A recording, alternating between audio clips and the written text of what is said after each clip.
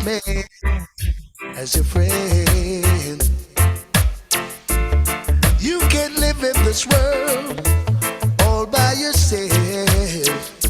No, no, no, you can't make it alone.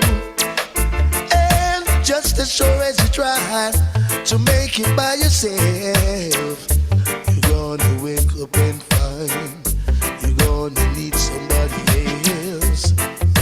No man is an island, and no man stands alone. Treat each man. 111, check, 1 2. World Black Mental Health is saying this is historical, people. D, you know what? I only made a decision to actually have the Zoom thing about midday today. And I'm stunned that we've hit capacity about 25 minutes ago. But I'd like to say, everybody, welcome to the BPM platform this evening. And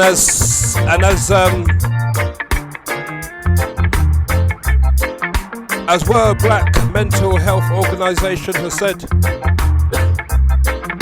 tonight is historical.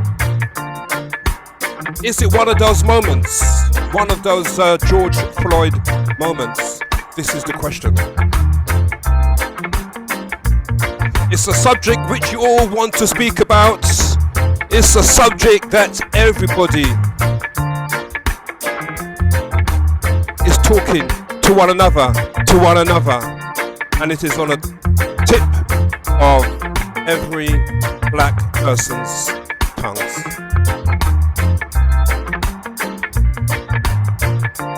I'm trying to manage the people locked out in the waiting room. All I'm going to say is do not log out and try to come back, because you might not get in.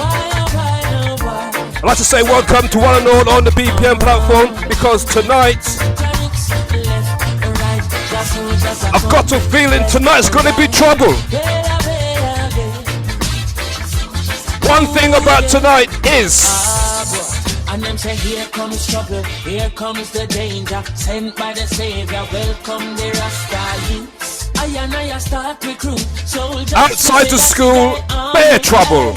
Here comes trouble, here comes the danger, welcome the Savior, welcome the Rasta. There was nobody saving the young black sister. Job people them a ball, said them tired of mediocre. Evil a go fall when we tried in Ethiopia. Believing from down, cause them life no easy boat. Even one can say it's not an easy road. We're gonna be up and running with discussion. Calling all soldiers to kindly if you want to be heard, just raise your hand and I will unmute you and let's hear what you got to say. If you know how to raise your hand on Zoom,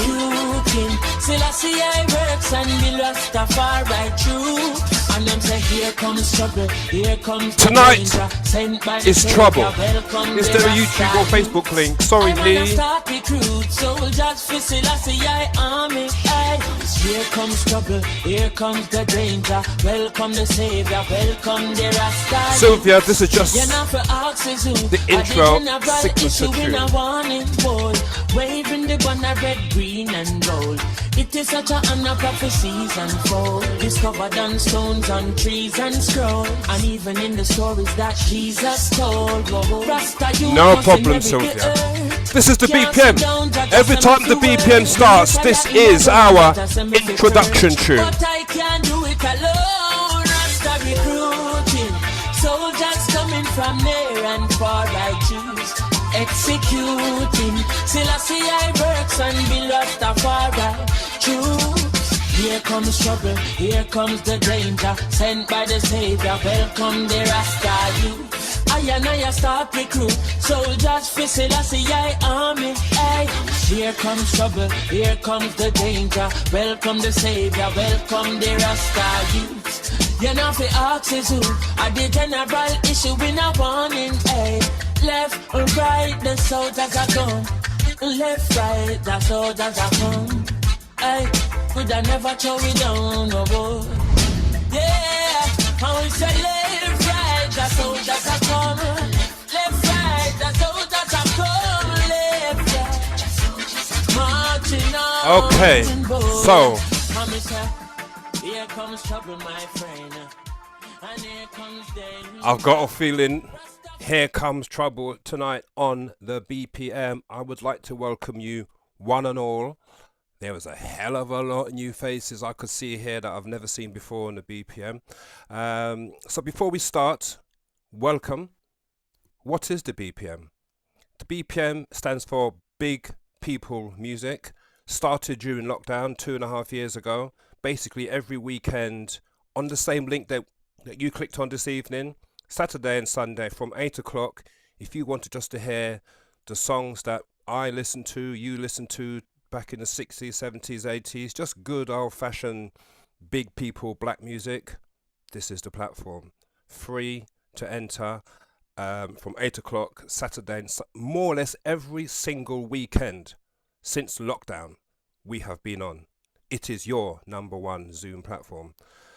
So now, for those of you logging on to Zoom for the first time, I can see that Janet says I'm not getting any sound. Right, what you need to do, well, I mean, she can't hear me, so it's a waste of time really, but she needs to click on 3 dots, whatever device she's using, iPad, phone, click on the 3 dots and it will bring up join with sound. So can someone just type it in for me, for Janet? She's in, but she can't hear us. Okay, so we crack on. My name is DJ Harvey and I'm your host for the evening. We've all seen the video, don't need to show you again. What can we make of the video? Can I just say that I'm going to give you the opportunity to have your word. It would be preferential. I'm going to give preferential to those people with camera on. I would like to see the person who I'm speaking to. So if you want to private message me, or if you know how to put your hand up, basically just browse over your name and there will be a, I think there is a where you could put your hand up on there. So that would be the way to communicate with me, or just private message me and I will bring you on board. Okay, so I don't need to show you the video anymore. So what do we know about the situation? I've been writing down some notes. Thomas Kynvett College in Ashford, Surrey, roughly about 2:30 on the 6th of February. Now here's what I do know. Now apparently the young black girl in question was being harassed by 1 or 2 of these Irish traveller girls in the school. The black girl went to defend her.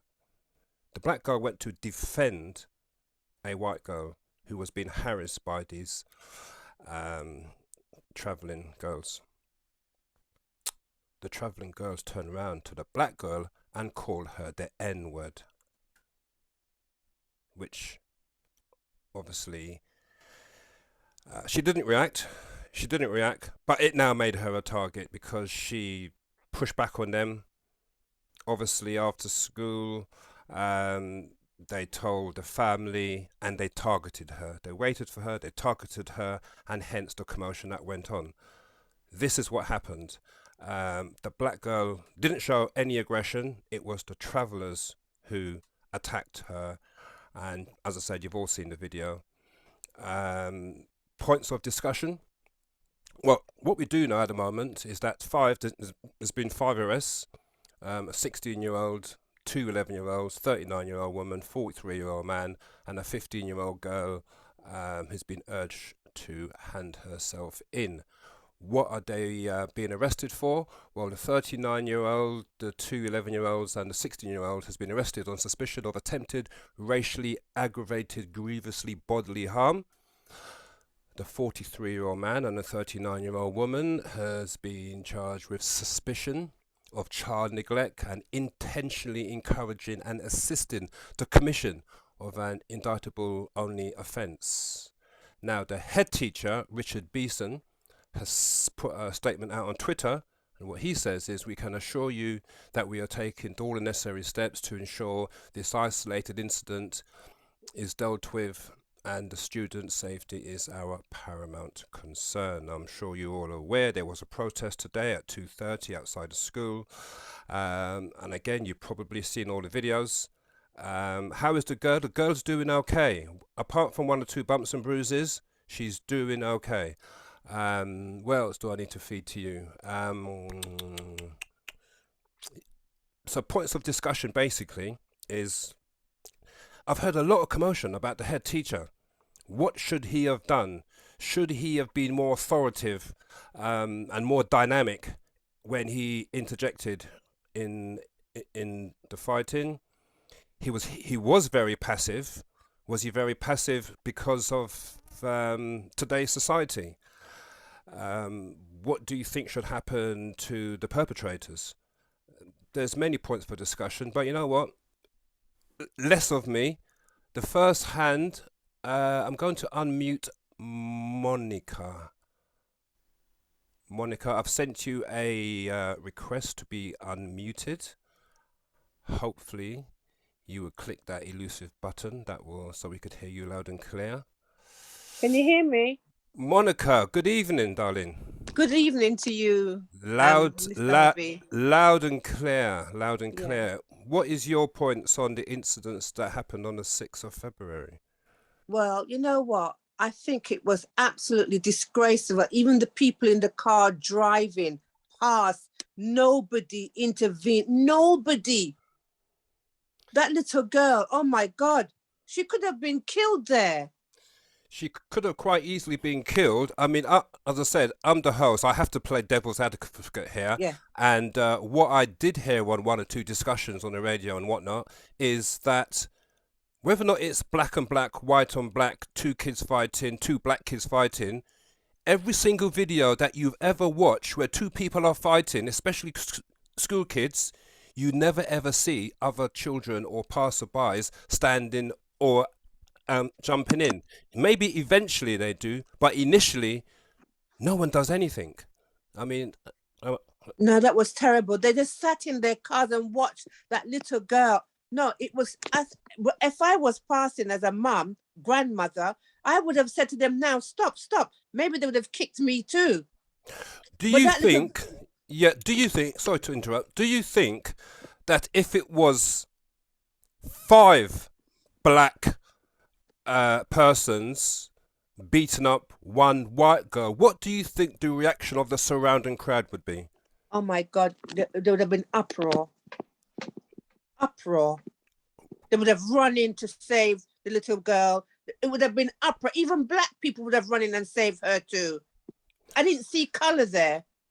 There is colour there, but to me, if I'm running in to save children, I won't be looking at, I'm going to save the black girl or save the white. I'll be stopping it in the middle. And what was your opinion on the quote intervention of the headmaster? He's too slow. I'm not saying he must go out there and start kicking her or anything, but he was too slow. He was behaving like he was patting a little pigeon. Again, playing devil's advocate, do you think that his reaction would have been slightly different if he had seen four or 5 black children beating up a fellow white student? Yeah, it would have been different. It would have put his body out more for them. Do you think that he would have been more dynamic and be more active? Yeah. He was too slow. They behaved too slow. Not only that, it's out time the school. There should have been staff on the school gates anyway. I mean, that's what I see at most schools. There's always a two members of staff outside the school to make sure that everybody leaves safely and nothing happens. There was nobody out then. When they did come, they just moved. They just crawled. Right, can I just say, for everybody else, this is for future discussions on the show tonight, can I just say there was one part that I did miss out regarding the attack. When the black girl was called the N-word, apparently she reported it to the school. Oh, wow. This is what I'm hearing. Apparently she reported it to the school, and I don't think clearly the school didn't take it seriously, or whether or not they maybe recorded it. I don't know. What I do know is that after the black girl reported it to a school teacher, now I don't know whether or not it was the headmaster or another school teacher, but she definitely reported it. Oh my gosh. Whether or not it was brushed under the carpet or not taken seriously, but what they didn't do, they didn't look after her safety in the possibility that it might kick off outside school. They should have had forethought to think that there is a possibility that it could have kicked off. So I think the school has clearly the school has many answers to answer that will obviously materialize in the next few days, weeks, who knows. But Monica, I'd like to say thank you, because obviously there's a hell of a lot of people on tonight.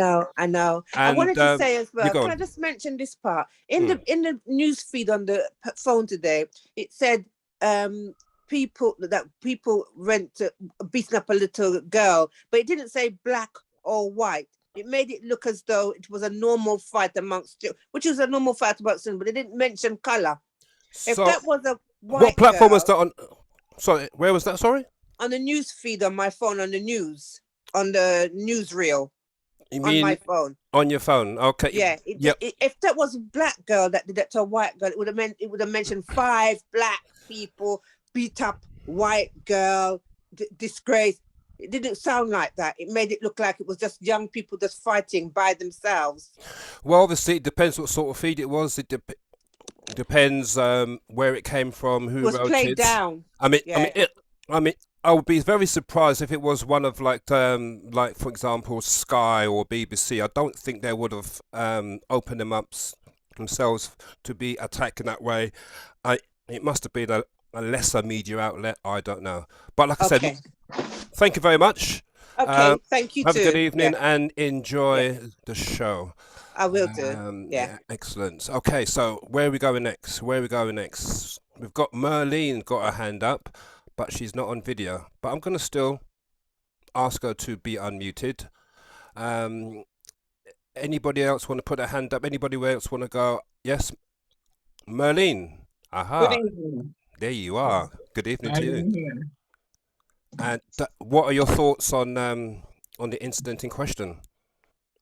Personally, last night when I saw it, I was rocked seriously, because it could be my child, it could be my grandchild, anybody for me for that reason. And you know, when I saw them hitting the girl and kicking the girl in her face, and whoever they were, mom or whatever, oh, get her, as if they're seeking a dog and somebody, it really, really hurt me.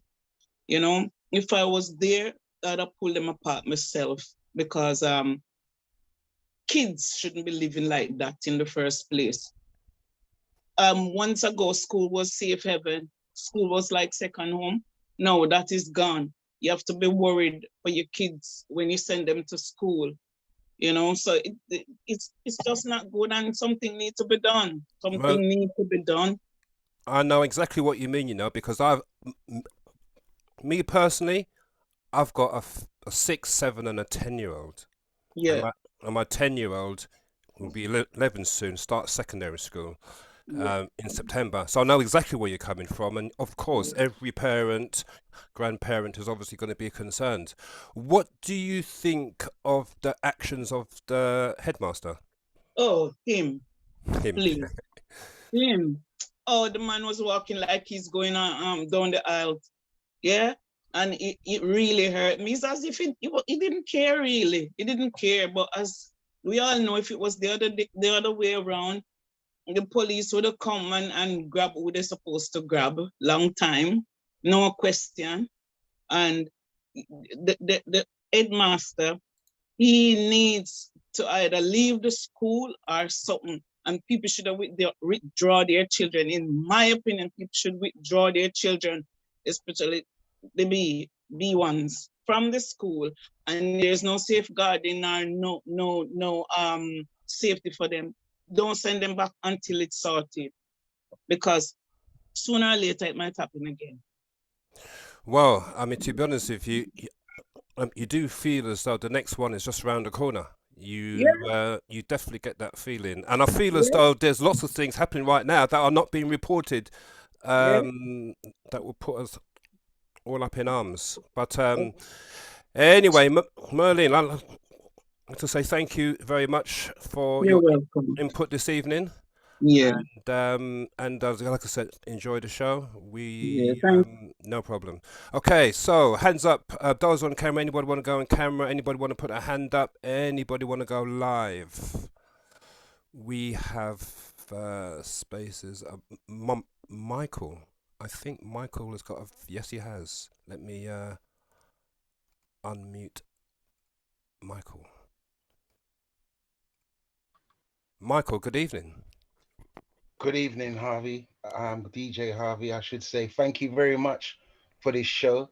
May I state it's a poignant show, and it's a show that should be recognized on an even bigger scale. Now, I'm going to say something that might throw this into like, as you say, DJ Harvey, devil's advocate. I love my people. Yeah, I love them. Every single last one of them, I love them. But can I say this honestly and from the heart? From the heart, In Robbie. in certain ways, I feel ashamed. And I'll tell you for why. Our parents, stroke foreparents, came from into this country in the 1930s, stroke 40s. Yeah. At the end of the day, we are now decades and decades and decades ahead. I want to ask everybody, just as a matter of opinion, what organizations do we have that would say be worth stroke over 5 million? Oh, my money doesn't matter. Yes, it does. Economically, as Black people, we turn our money directly away from ourselves. If we had an organization, what happened to that young girl who I thought it was disgusting? It made me so angry. I punched the wall. Yeah. And that's the truth. I punched the wall. Yeah. But my point is we don't stand for naught. We are economically, and I'm sorry to use these words on your show, DJ Harvey, piss weak. And at the end of the day, nothing for us is going to change unless we amalgamate, communicate. I mean, look at when it happened. Look at how much Black people was outside that school. Now imagine if every single one of those Black people outside the school was put into an organization that had, in brackets, honest people running it. Yeah. In effect, the changes can be made that way. As to what's gone on in the school, as I heard a voice say earlier on, even yourself, DJ Harvey, that there's worse round the corner. And if we're not organized and centralized, that worse for us is going to get worse and worse and worse. Every other nation who has been in this country come before us, after us, sorry, yeah, they have built. Okay, I get there's a stigma, but you cannot tell me under God's earth, yeah, you cannot tell me that we as a nation of people, all right, half a nation of people, can't even get something sorted out so that we can move forward as a unit. There's a lot of individuals who have contentment, so to speak, house, car, etc. There's a lot of individuals who have that. So here's an idea. How about bringing all of these individuals together so that we can make a collective? Because here we are, DJ Harvey, at your show, and in effect, you've just brought a collective together. So if we can do it for a show, then we can do it for other things which are much stronger. Don't you think? Michael, okay, so what I've got to say on this particular issue is, Michael, we've been here before. We've been here before numerous of times.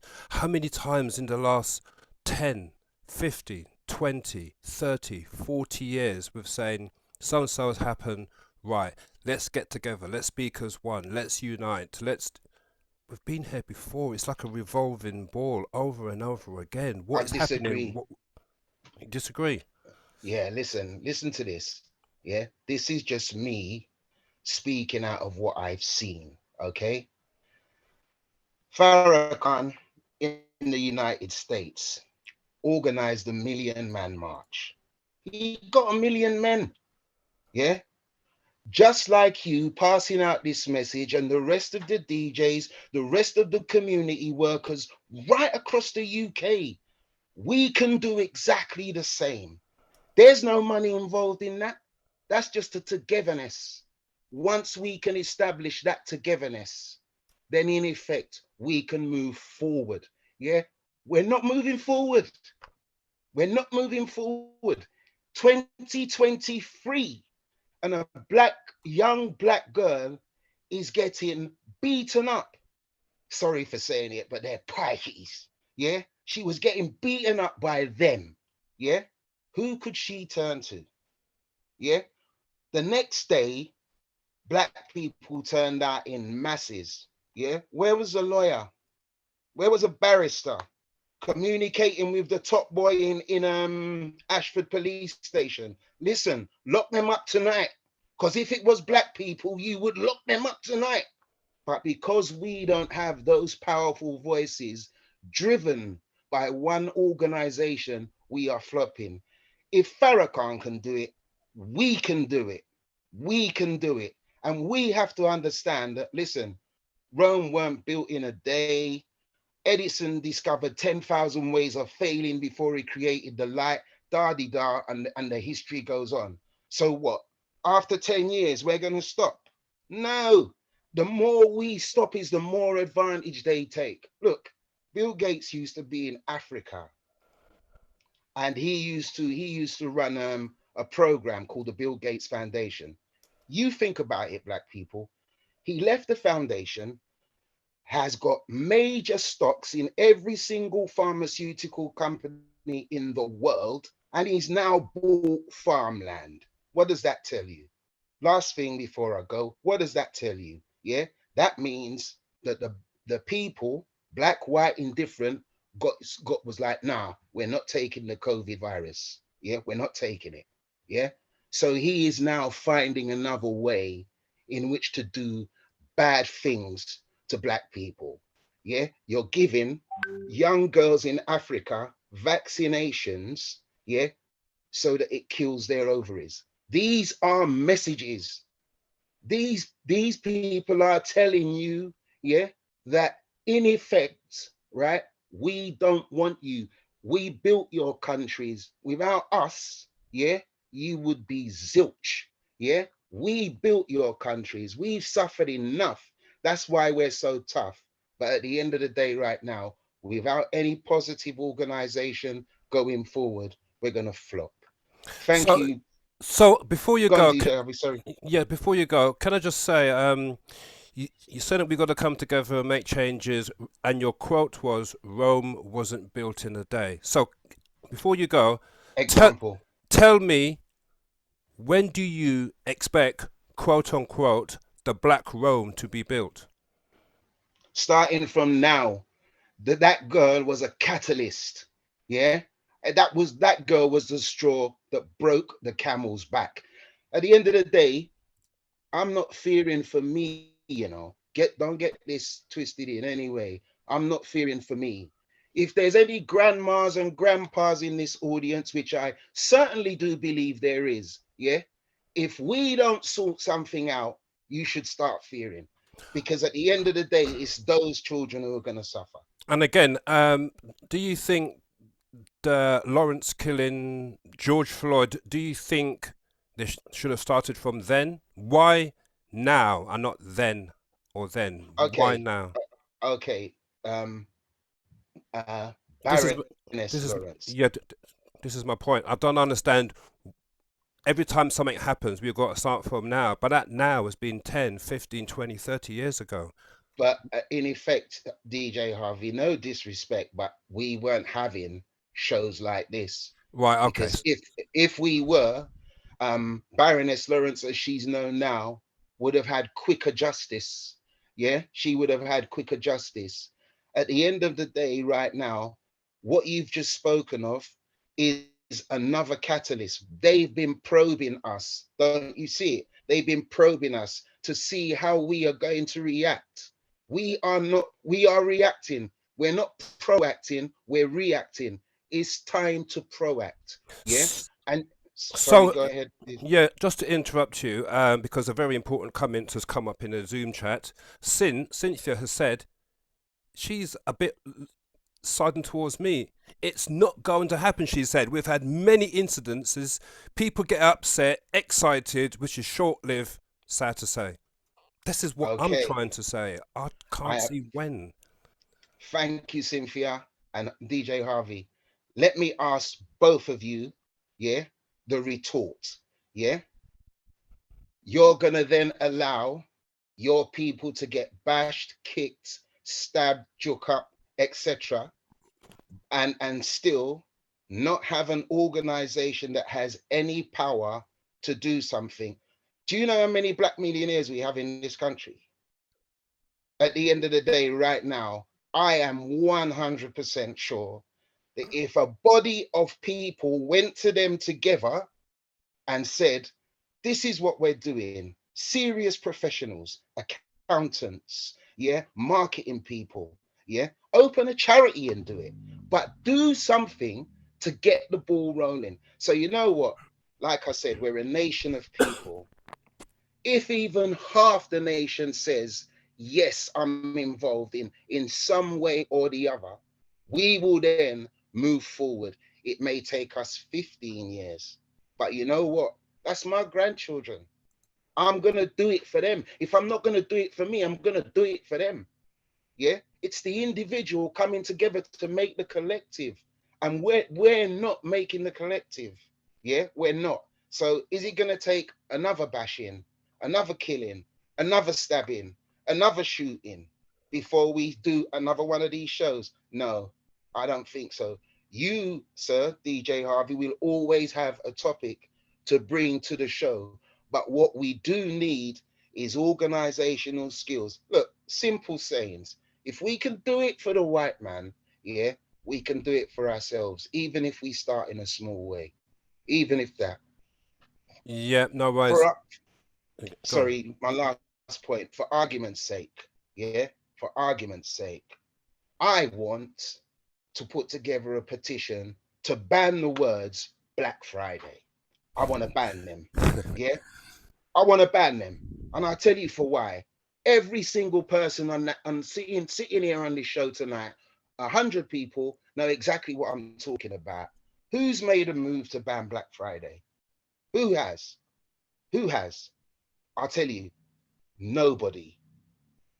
Because if it had been done, there would have been a petition. I am 100% sure, because of the chat of forums I'm on, would have come to me.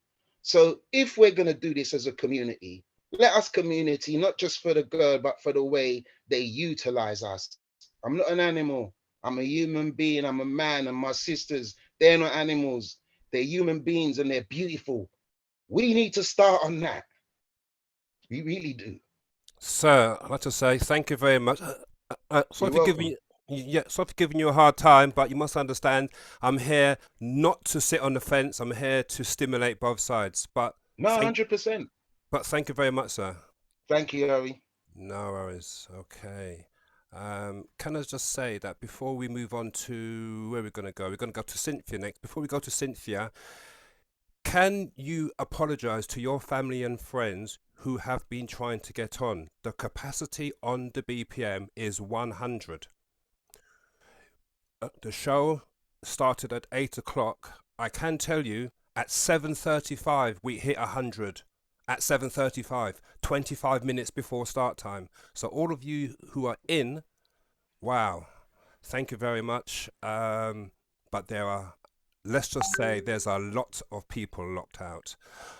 Cynthia, let me unmute you. There you go. Good evening. Oh, can't hear you. Hang on. You're still muted. Hello?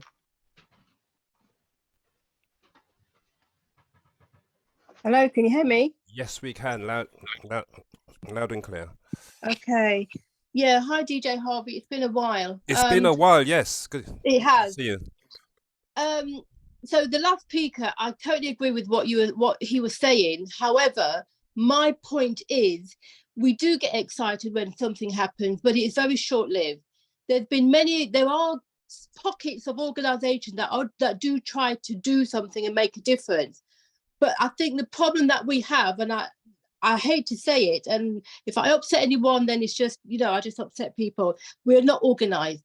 We are just not an organized race of people to come collectively together to manage something that's sustainable.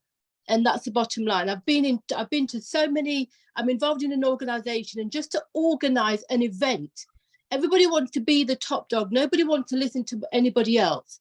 And it's just disgraceful the way we behave. So I'm not worried for myself. I'm actually worried for my grandchild. What is the world going to be like when he gets older? It's mad. I'm just sickened and saddened. I really am. Yeah. And what are your thoughts on the actual event itself, and what are your thoughts in how it played out? Well, I couldn't believe what I was watching. I think I probably replayed it twice to actually see what was actually going on, because I couldn't believe I could hear this adult goading the white kids to do something. I could see the younger ones going in and also attacking the black girl who was all on her own. And it was sickening. And then today I watched it again, and I was paying a lot more attention to, not to the actual incident, but to the surrounding. Who was in the surrounding areas? Nobody was doing anything. And I personally, I can understand why the members of the public don't want to actually get involved, but there were other things that they could have done to alert or to stop it. The man in the car just sat there watching. What was he watching for? If I was the police, I would take the license numbers and draw them to account. There was also a guy towards the end. I don't know if he was a deliverer on a bike or something. He was just standing there in the middle of it. I mean, this is inhumane. It is absolutely inhumane. So all those members of the public that was watching this poor black girl being beaten, as someone said earlier, could have been to death, they shouldn't be able to sleep, and they should all be held accountable, as far as I'm concerned. I'm so angry. I'm really angry. The thing about it is that obviously through anger, you have to be calm and apply common sense. So if I'm looking at the charges, so for example, we know what we all saw. So here were the charges.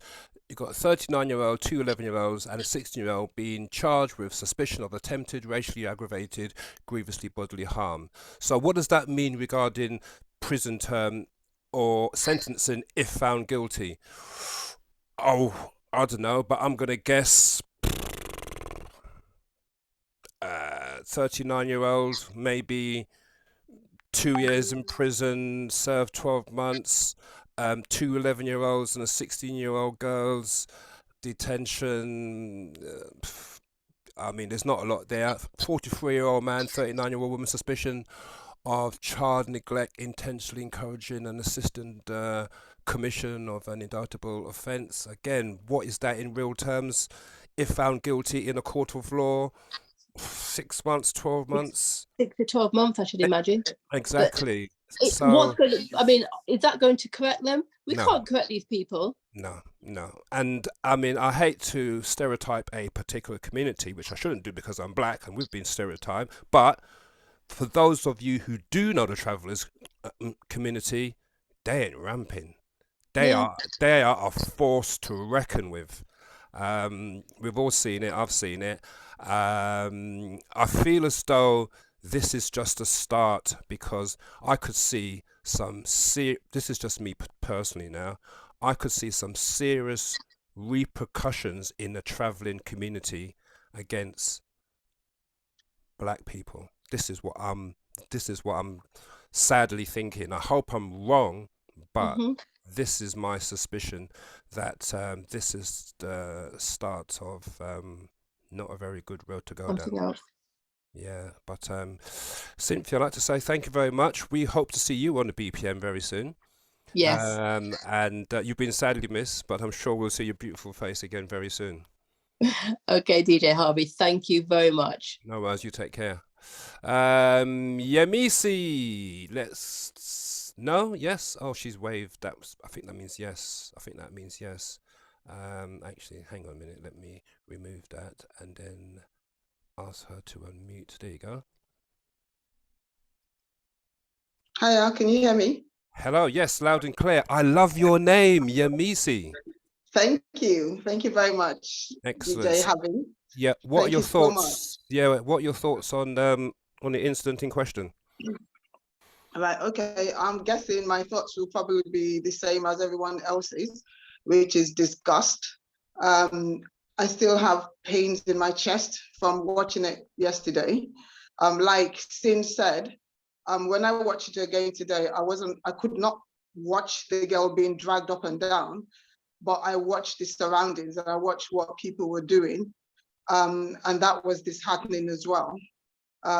More so than the actual event itself, because I don't know how people could stand around and see a human being, a child for that matter, being treated like that. Now for me, because I've got children, I didn't see this girl. I kept seeing my children, that this could easily have been my child. Now, I'm a professional. I'm an education consultant and a legal consultant. So I'm obviously intending to use my position to support this situation. Now, how am I doing that? So I've gathered around friends. We will be visiting the school on Friday. We would be marching at the school and hopefully get the opportunity to talk to Richard himself, the headmaster, who we all saw casually walking leisurely to this situation. No urgency to, stop this from happening. I found safeguarding issues breached there because one, you need to have your CCTV camera extended to outside of the school, which means your surroundings, which includes the gate area, and that should be monitored by the office. So I want to believe someone would have seen that happen. And I'm sorry about that. Would have seen that happen, and action should have been taken. That's the first thing we want to address there. But more importantly, my concern is with the young girl. And that's why I came on today. So I've been in education for close to 30 years now. I have 4 kids and I have hundreds of kids. That means every Black child in my community that I have the opportunity to serve, I serve and I serve well. Now, when we talk about independent schools, they're meant for every single one of us. These schools are charitable organizations, and we all pay taxes. So if we're paying taxes and these charitable organizations give these schools money, then we need to be accessing them as well. That's something that our community shies away from, because the first thing, it's a mindset thing. The first thing that comes to mind is, oh, I can't send my child to a private school because it's expensive. Well, that's not true. Depending on what you're earning, you can do that. I've put kids in schools that my daughter, for example, went to one of them on 100% bursary. She didn't pay a penny. Now, the education she's received, I mean, they never would they experience such things in their schools. All my kids are grown adults now, but this is the situation that they went through. They did not have to face this situation because I did my due diligence. Well, I've tried my best for as many kids as I can. And trust me, I've been doing one of the kids that I've done this with will be turning 40 this August. And I'm having an event called the Gathering of High Achievers. I'm bringing them all back. But for this young lady, I've spoken to many of these schools, and I'm pleased to announce that I've been able to get her to leave this horrible, horrible surrounding and attend an independent school where she will thrive, do well, and move on. Probably become a lawyer like I am. to help other children. And I think that is the way we should be thinking right now. In our area of work, in our area of the field that we're in, how can we help? If we've got health practitioners, how can we help? If we've got counselors, how can we help? Because if we're waiting for the school or the council to counsel this child, it's not going to happen.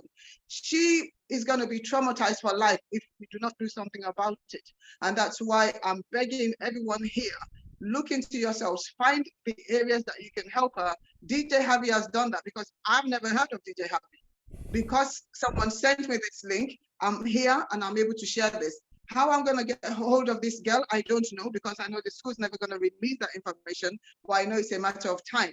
And hopefully this will get back to the parents. I want to help the parents. I want to help this child. And that's what I wanted to come and say this afternoon. Thank you, this evening, actually. So thank you for having me. Yes, thank you very much for your comments. Can I just rewind back on a comment you said earlier on? You said that you was gonna. Can you hear me? I can't hear you. Oh, that's a shame. I really wanted to ask you a particular question. Let's see if it's on from my side. Nope. 1 2 1 2. Can you hear me? 1 2 1 2. Can you hear me? Yes or no? Yes or no? Can you hear me? I've got a very important question for you. No, you've gone now. We can't hear you now. What I wanted to ask Yemisi, she said that she was going to the school on Friday. That's what she said.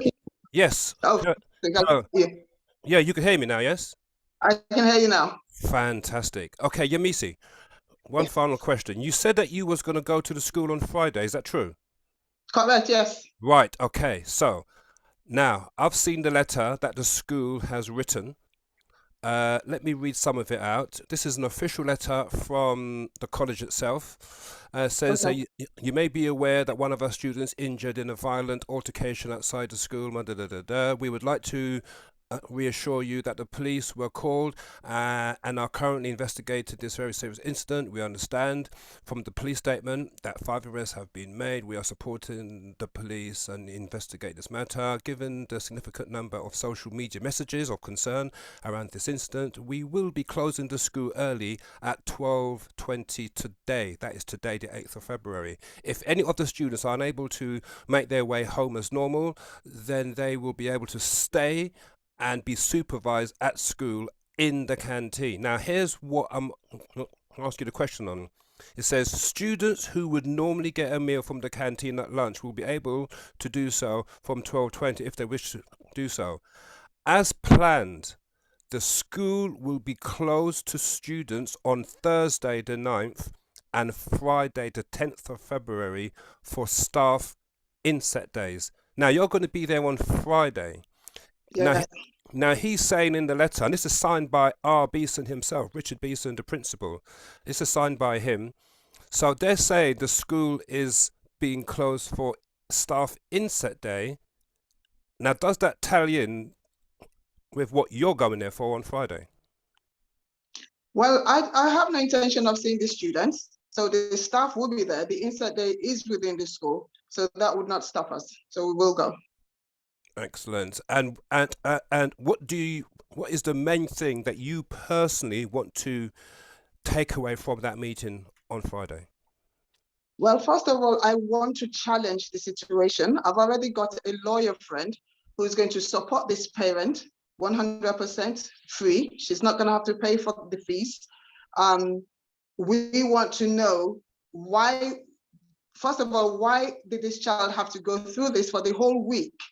And nothing was done, because obviously, because we will catch them unawares, they're going to say stuff and we need to record those things. And he will know that we're recording because we will let them know, because you're allowed to record.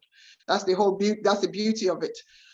We just need to get information from him directly, not what the police is telling us, because you know what they say, investigation, investigation, investigation. Look at what happened in the US recently, the black kid that was killed by 5 black policemen.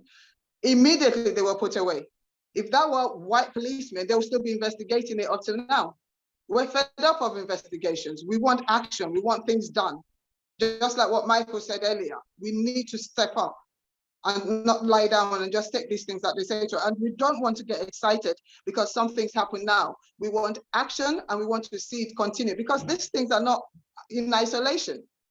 Many of these schools do these things. Yeah, and now I personally, I want to furnish you with a question that I need you to put on the table to them on Friday. And the question is, the black girl in question was defending a white girl from being bullied by the traveling girls. The black girl defended the white girl to the point whereby the travelers turn around to her and call her the N-word.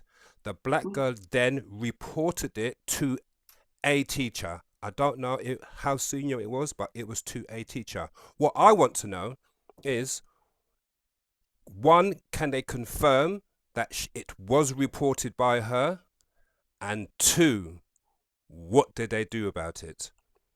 Regarding I will definitely ask that question. Regarding safeguarding and risk assessment and what has subsequently happened. These are the two, for me, fundamental questions. I promise you, DJ Javi, I would ask those questions. I'll tell you what. Let's all reconvene here. I've made an impromptu decision. Let's all reconvene here, same time, next Wednesday, the same link. On the BPM, we join on Saturday and have a party, the same link. Tonight, it's the same link. What I can say, next Wednesday, it will be the same link. It will be 7 days later on. We would have all gathered a lot more information. You would have had your meeting. A lot more people would have had their say. So I'm saying it right now. BPM Talk Show on this instant will be here next Wednesday at 8 o'clock. Fantastic. Yamisi, thank you very much. Save the link because we're here to stay, the BPM. Thank you very much. Thank you. No worries. Great talking to you. You too. Okay, Yamisi, where is she? There she is. So I mute her. Mr. Wayne. Wow, I got 3 people. I got Wayne, Samsung, and iPhone. Is Wayne there? Let me unmute Wayne and see whether or not he comes on board. If not, we're gonna go to. Yeah, I'm here. Aha. You got me? Hang on. Yep. We got you live and loud and clear. Hi, DJ Harvey. Hi. Hello, everyone. Yes. Good evening. I'm not going to be very long. I watched that video with anger. As a father of 2 teenage daughters, yeah, that got to me. But my question is, and I am tired of us being on the sidelines. I had incidents when one of my daughters, my youngest daughter, was in kindergarten, and there was a bully that used to hit her, a young boy that used to hit her, but she didn't like it. I told her to report it to the teacher. She did. He didn't stop. I told her to respond by hitting him if he hit her. I showed her exactly where to hit him, in his nuts and in his neck. Then I went to school and I made a report that I informed my daughter that if this guy hits her again, he is to hit her. And they should not call me if she does so. We need not just our daughters, but particularly our daughters. We need to teach our daughters that I don't hit my daughters. I don't beat my daughters for the simple reason that I don't want them to ever think that it's okay for any man, woman, or child to lay hands on them. So I don't beat my children. I have made sure that my daughters know how to defend themselves. What is angering to me is we as a community have become desensitized to standing up for our own. There were black people there. There were black kids there That young girl was defending a white girl that was being bullied.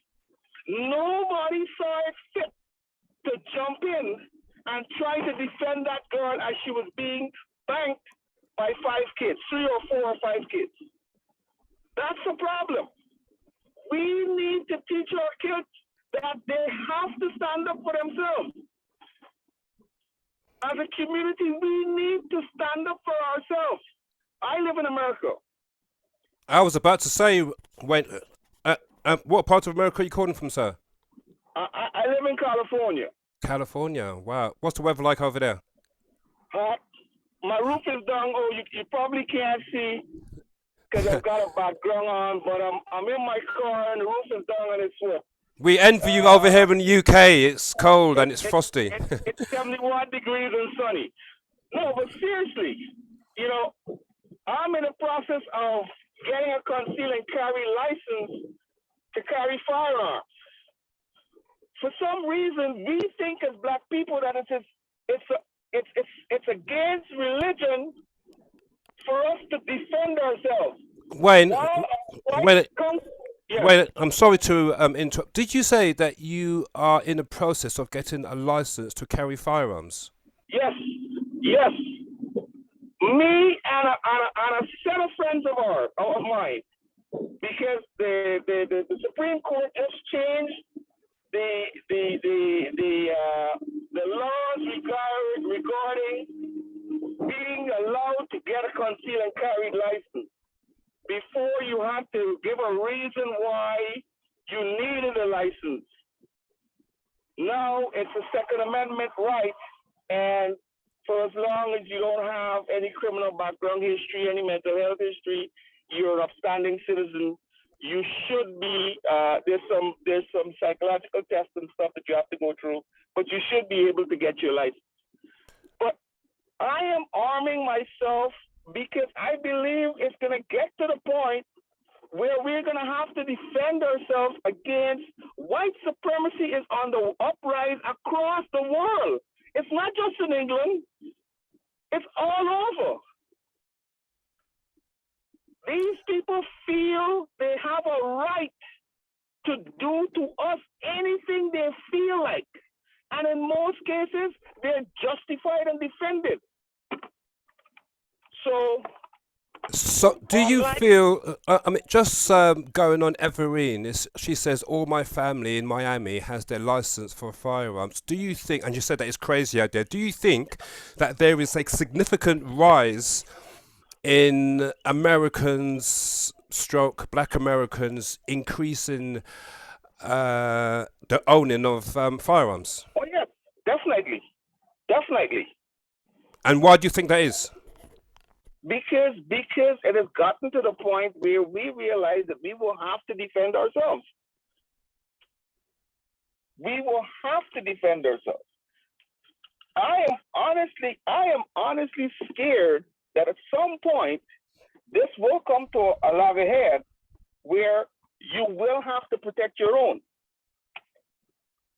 Because we can't continue to see the George Floyds and the young guy that just got killed last week, although he was killed by Black cops, but it's the same thing. We get killed unarmed, and white armed murderers get arrested. You have mass murderers that go in and shoot and kill people and get arrested. We're unarmed and get killed. It's a problem. It's most definitely a problem, and in your case, not just in America but all over. Exactly. Wow. And obviously you've seen the video from has there been any reaction that you are aware of, any significant reaction to the American Black audience in seeing that video over here in the UK? Just on my social media group of friends that I saw it on, it was shared on a WhatsApp group, and people made comment of it. It was evident that even the little ones that were attacking her, she never reacted to them. She could have plummeted that little girl in pink. I mean, she could have tossed her against a fence. The girl in question showed great constraint even while being banked by multiple people. But my issue is, why was nobody going to her defense? No, and it's because we've become desensitized to the. Oh, I think we've lost Wayne. Let me, Sharon, I've seen your message in the chat. I'll be with you soon. Let me see if I could unmute Wayne again. I think he's accidentally muted himself.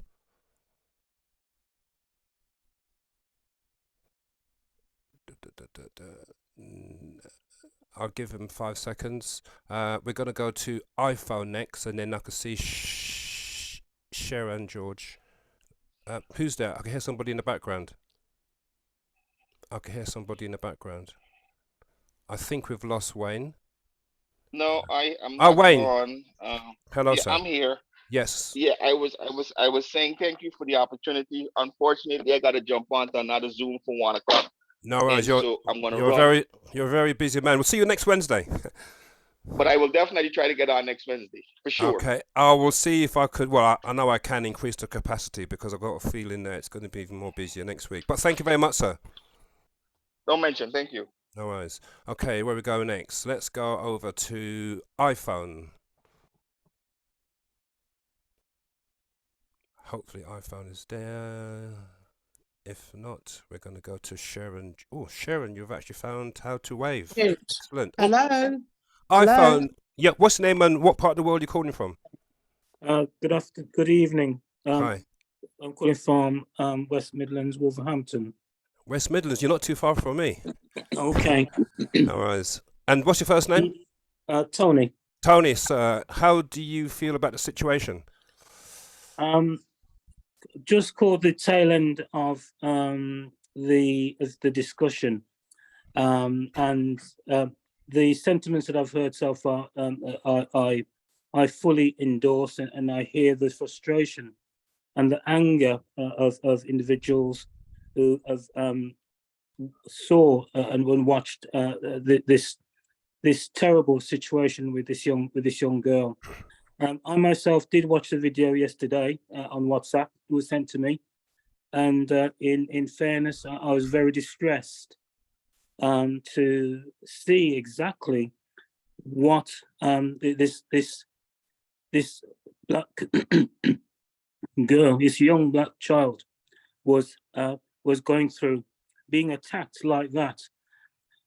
I agree that we do have to do something, and we as a black community collectively have to come together to address the issues that are now arising in this country, and as your other individuals have stated, across the globe.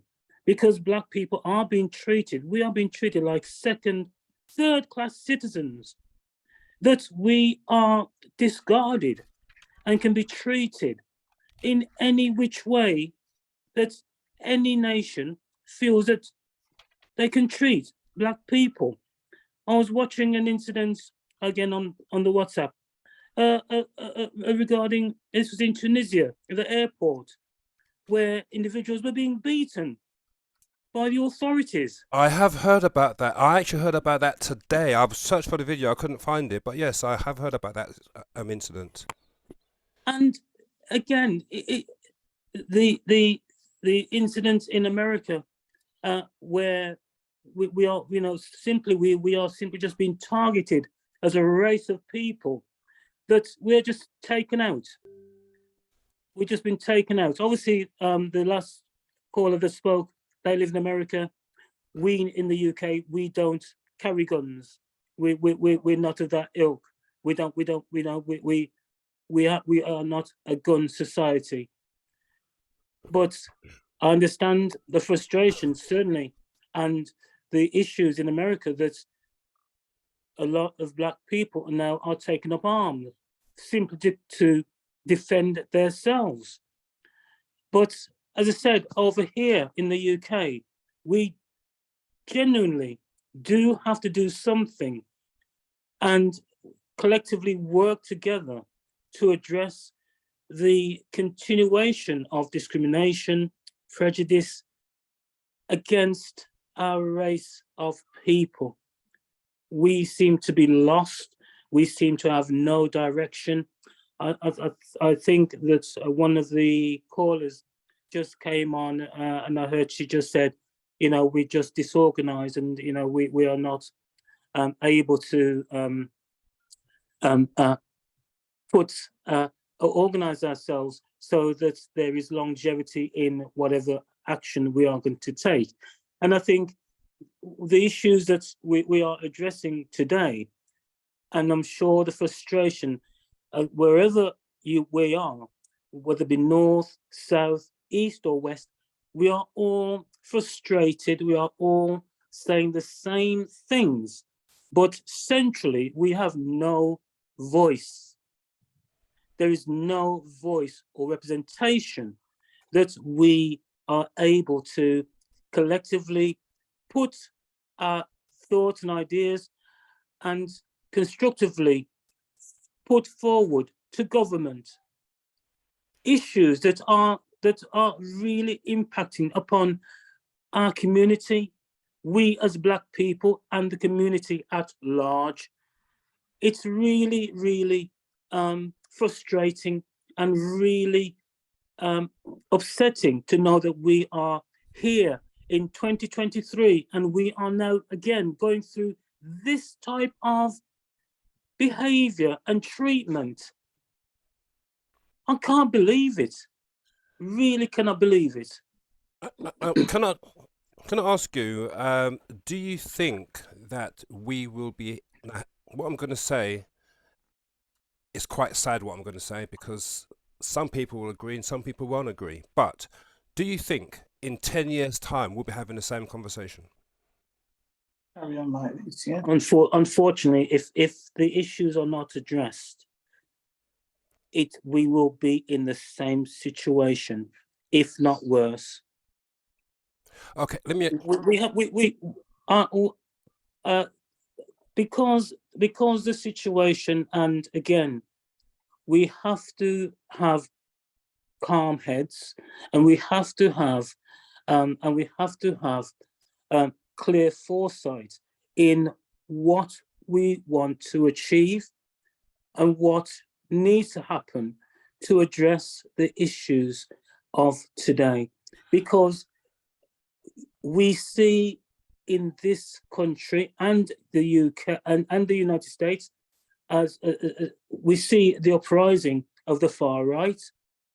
We see in this country now, the far right is gaining momentum in wanting their issues raised and reacting against Black people or people of color. We are aware of how they are treating people of color in regards to individuals coming into this country. We see, we hear on the news about, you know, there'll be no appeal if people come here illegally. But yet, we have a situation where individuals are trying to escape various troubles, wars, other injustices, trying to get to the UK. And yet, we have other Europeans who simply, they just open their door, come on in. Right. But we as Black people, no. I understand. Let me just turn it back onto the topic for this evening. You said something earlier on, because I tried to pick up on certain one-liners from the listeners. You said that as Black people, we have to be calm under certain situations to deliver our message. Now, yeah, I was sent. There was a demonstration today at 2:30 outside the school, and I got various videos, 30 seconds long, 1 minute, blah, blah, blah. I got sent one that was 30 something minutes long, and it was right close up and personal. Yeah. And then 3/4 into this video, I think it was the deputy head came out to address the black crowd that was assembled. Okay. Now, at first, now here's where I throw an incendiary device into this conversation. At first, the black crowd was quite calm. There was a sister that was talking to him in black shade. She was quite calm, like jokey, blah de blah.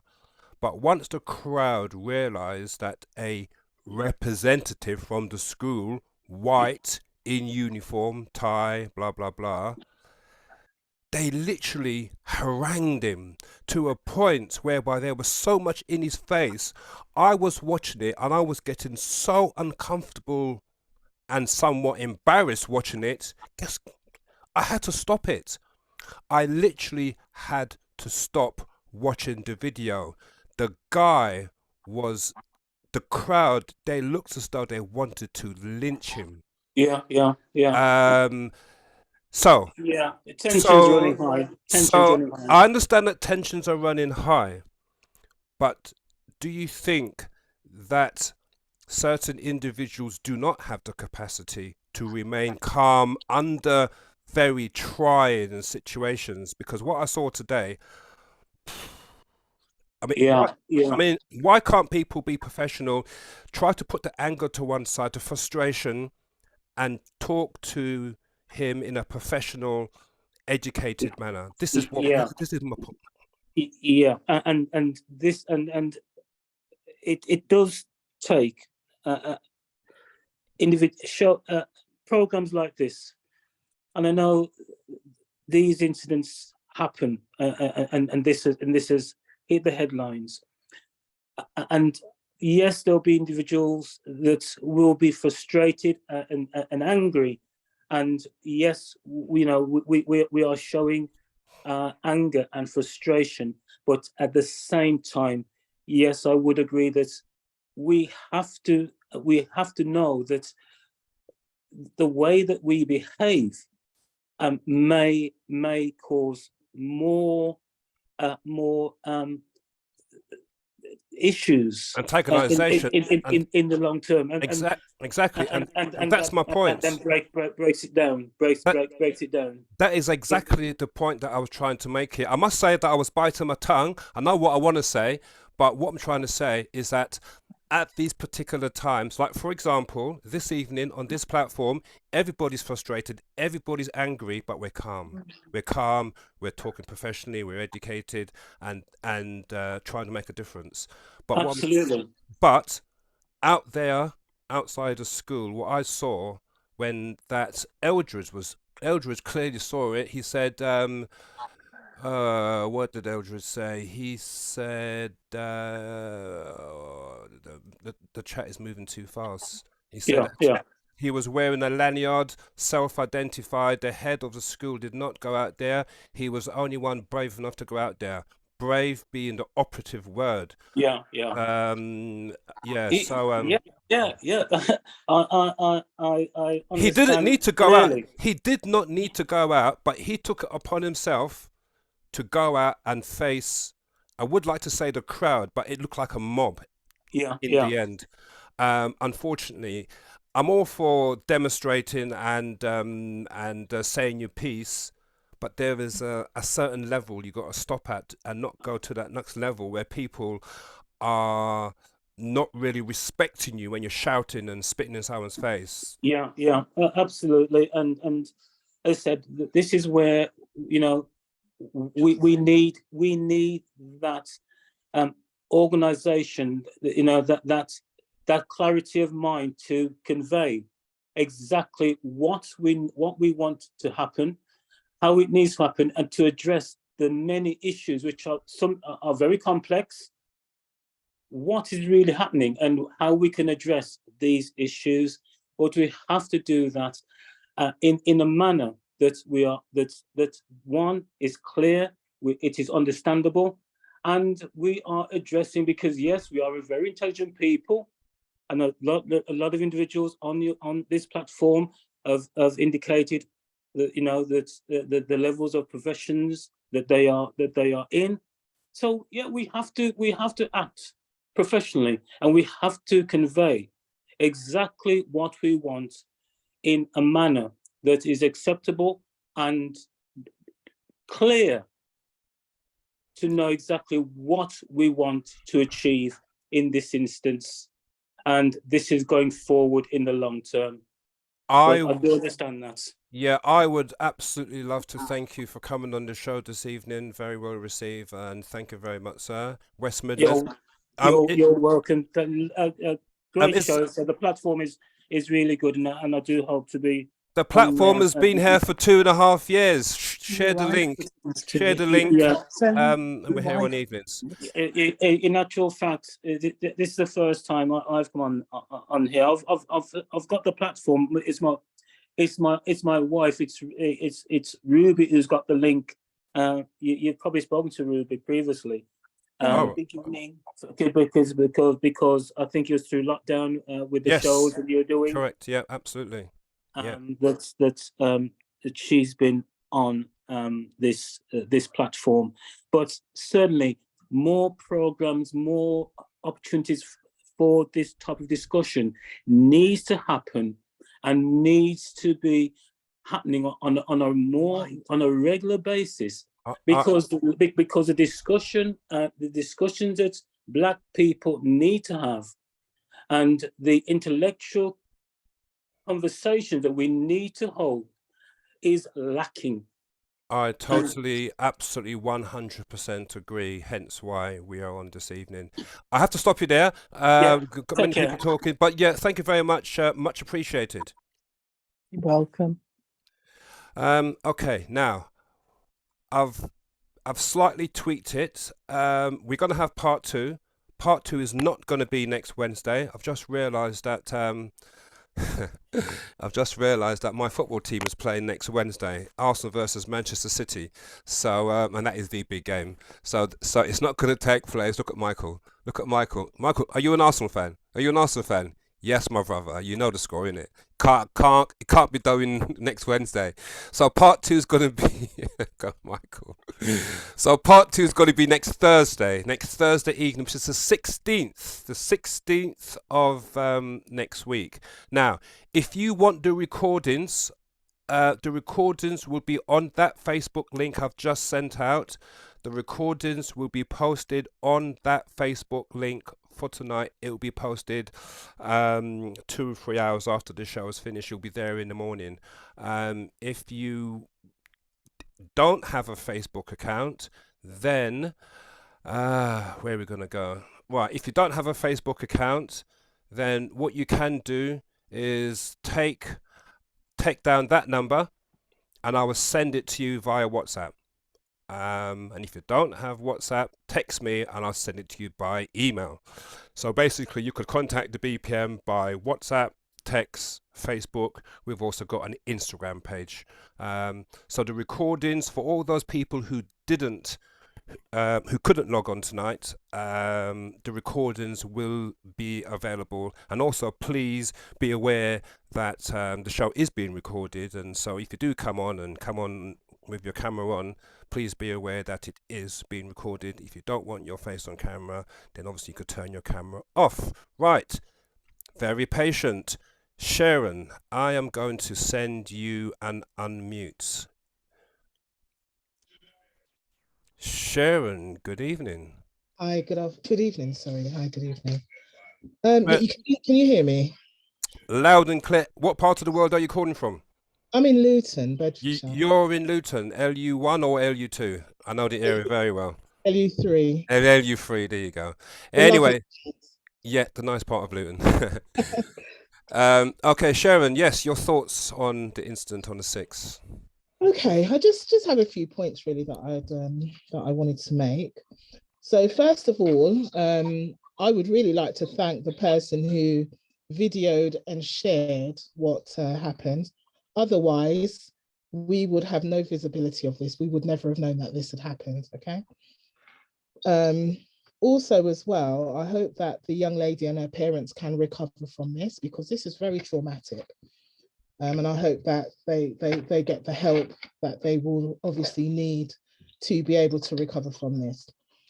I wanted to make a point about the media. Why did it take this long before the media actually reported this?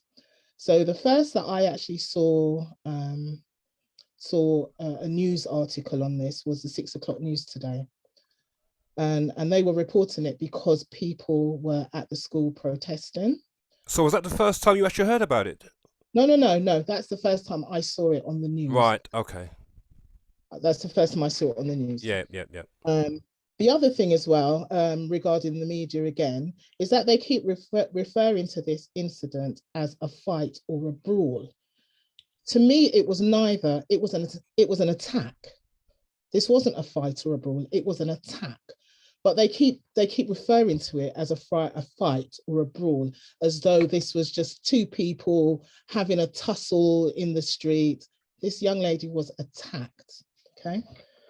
The fact that the headmaster showed absolutely no urgency. That's if that was the headmaster, and I believe he needs to answer for that complete lack of urgency. He seemed to stand there and just watch for a while, and then the white girl, she saw him, and then she sort of stopped and walked off, and she just was allowed to just walk off. I mean, why? Then there was the amount of people, adults, who just watched. The man in the car just sat there and watched. Did he call the police? Did he even honk his horn to say, "Oi, stop this"? If this had been a gang of black girls attacking a white girl, do you think it would have gone down like that? Absolutely not. Okay. Sorry, I've written a little list here. And the fact that, so with regards to this sort of, the way we kind of behave as black people, we blow very hot when these things happen, but we just don't have the longevity to continue these things to the long term. We'll be upset and angry for a week or two, and then we just all go back to our normal lives, and we don't even know what's happened. I mean, what's happened with Child Q? We don't know what happened. We've not heard anything about that anymore. And I don't hear anyone up in arms about that anymore. It's just gone and we've moved on, and then another incident has happened. Okay, and I tend to agree with you a little bit. We get up in arms for a couple of weeks, and then it dies down, and then we move on to the next one. Yeah. Unless it's a biggie. When I say a biggie, I mean like George Floyd or something. Oh, that didn't happen here. Yeah, but I'm talking about regarding black people. But that was Americans. Americans have that longevity. We don't. Yes, we don't in the UK. But what happened in America with George Floyd had a significant impact and change. Worldwide. Yeah, exactly. Yeah. And we do see a lot of the benefits of that now, because we're seeing so many black people on TV, and this unbelievable. Sharon, unbelievable. I mean, the amount of black people on TV right now, especially in the sporting world, is ridiculous. It's unbelievable. And TV adverts as well. I'm sorry? And TV adverts. Yes. Do you find... Now, again, I'm going to throw an incendiary on this one. I have a feeling I know what you're going to say. I'm going to throw a massive incendiary on this one. You say there's more black people on the adverts, but do you feel it's more mixed race people on... And that's exactly, I knew you were going to say that. I was actually going to say that when I said that... I don't hold back, you know. I'm not holding back tonight, you know. You know what I was going to say? I was going to actually say that there's more black people in adverts on TV, but what I'm finding is that it's always either dark-skinned men with a fair-skinned woman or dark-skinned men with a white woman. There's never a dark-skinned man with a dark-skinned woman. They're just exactly. So yes, that's very much a thing. Sharon, one thing you got to realise about the BPM, during lockdown, we had, every Sunday, we had 2-3 hour discussions on Zoom. And one thing about the BPM, we do not hold back in what we're thinking, because amongst the black people, in people in general, people think things, they want to say things, but they're scared of treading on toes. Not on the BPM. You say whatever you're thinking, professionally and educatedly. So yes. Okay. Well, there's just one more point that I really wanted to make. A lot of people have spoken about the lack of organization that we have here.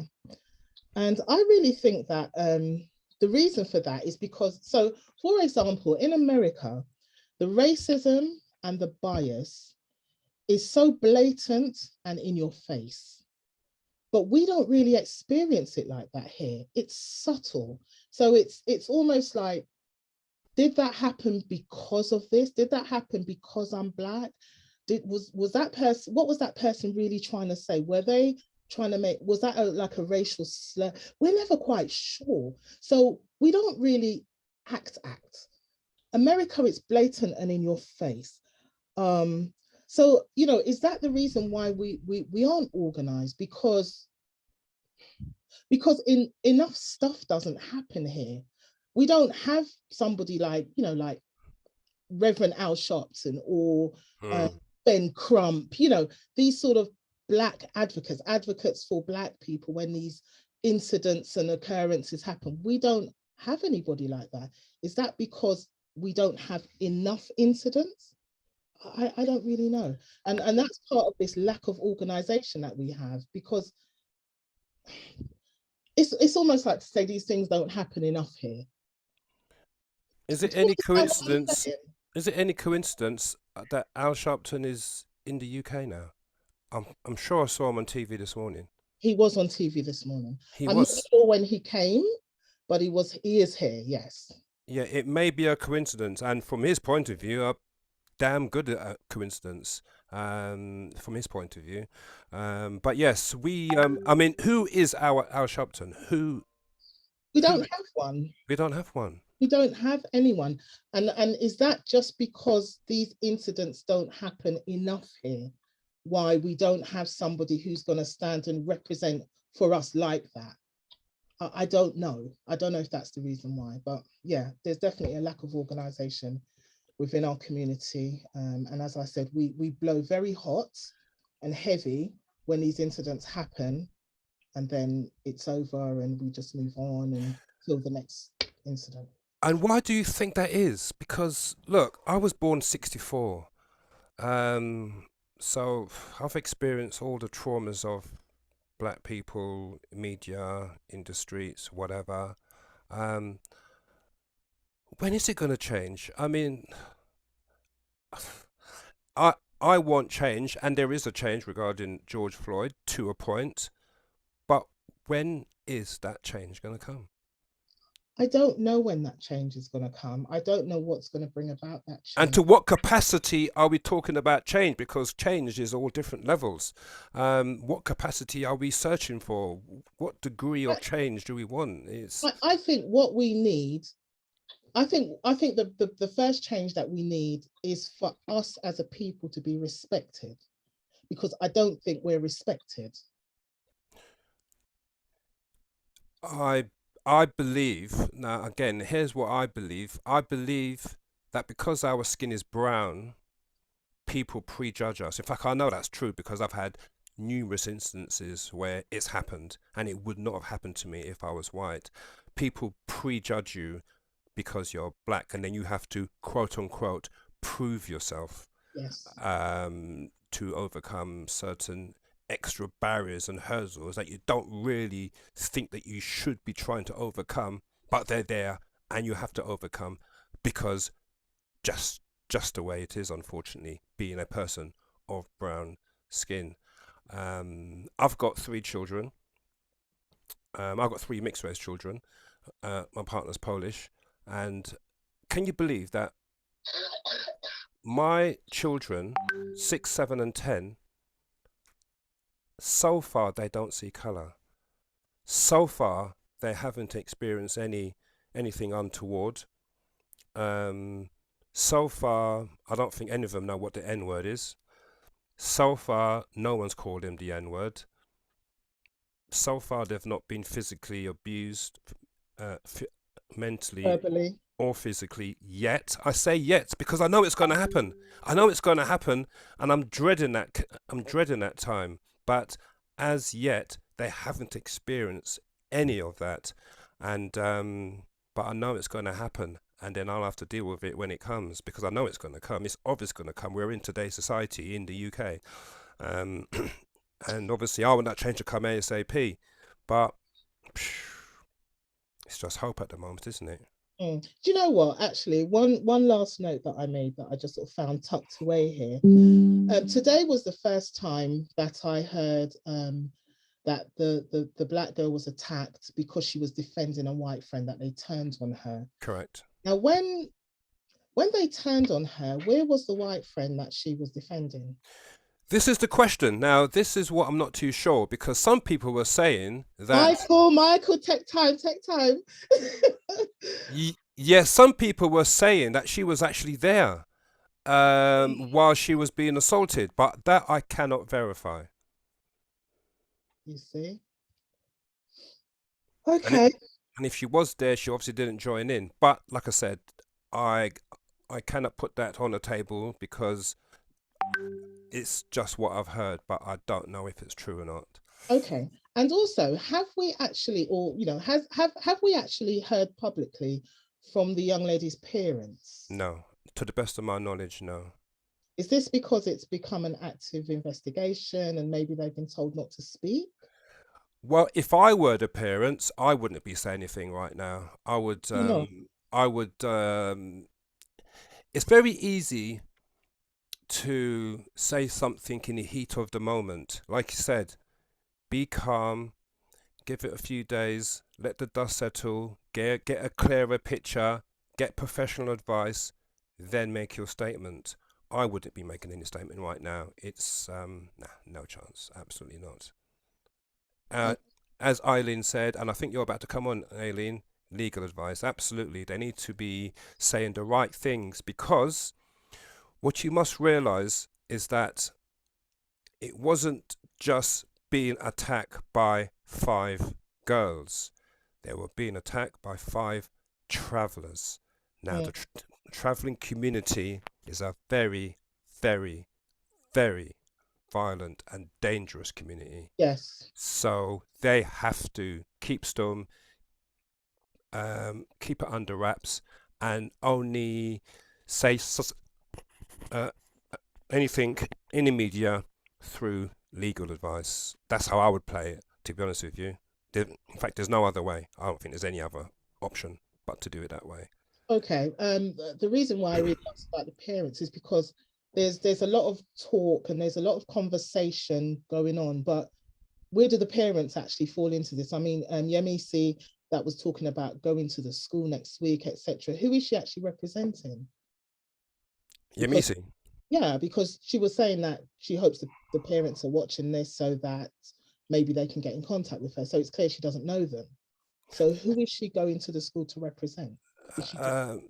I think she's obviously part of some organisation. I didn't quite catch it. She has actually sent me her details. So I will obviously, I've got direct communication with her. So I'll be sourcing some of that information from her and hopefully see her back on next Thursday. Okay, so do organisations just get involved in things like this if they're not acting on behalf of the parents or the young girl, or do they just get involved? I mean, with all respect, I have heard numerous black organisations getting involved, sending letters, wanting to meet this, wanting to meet the headmaster. I'm talking numerous. Right. So I'm sure the school is being, I know the school is being bombarded. Yes, absolutely, to a point whereby I don't think they could cope. I think it's absolutely overwhelmed them, and they're thinking, what the hell have we got ourselves into? So, as I said, and here's why I say the best time is to be calm, to be professional about it, let the dust settle, not only the family, but everybody, including us tonight, and see how it develops in the coming days. And hopefully by next Thursday, when we're back on, we will get a more transparent and clearer picture.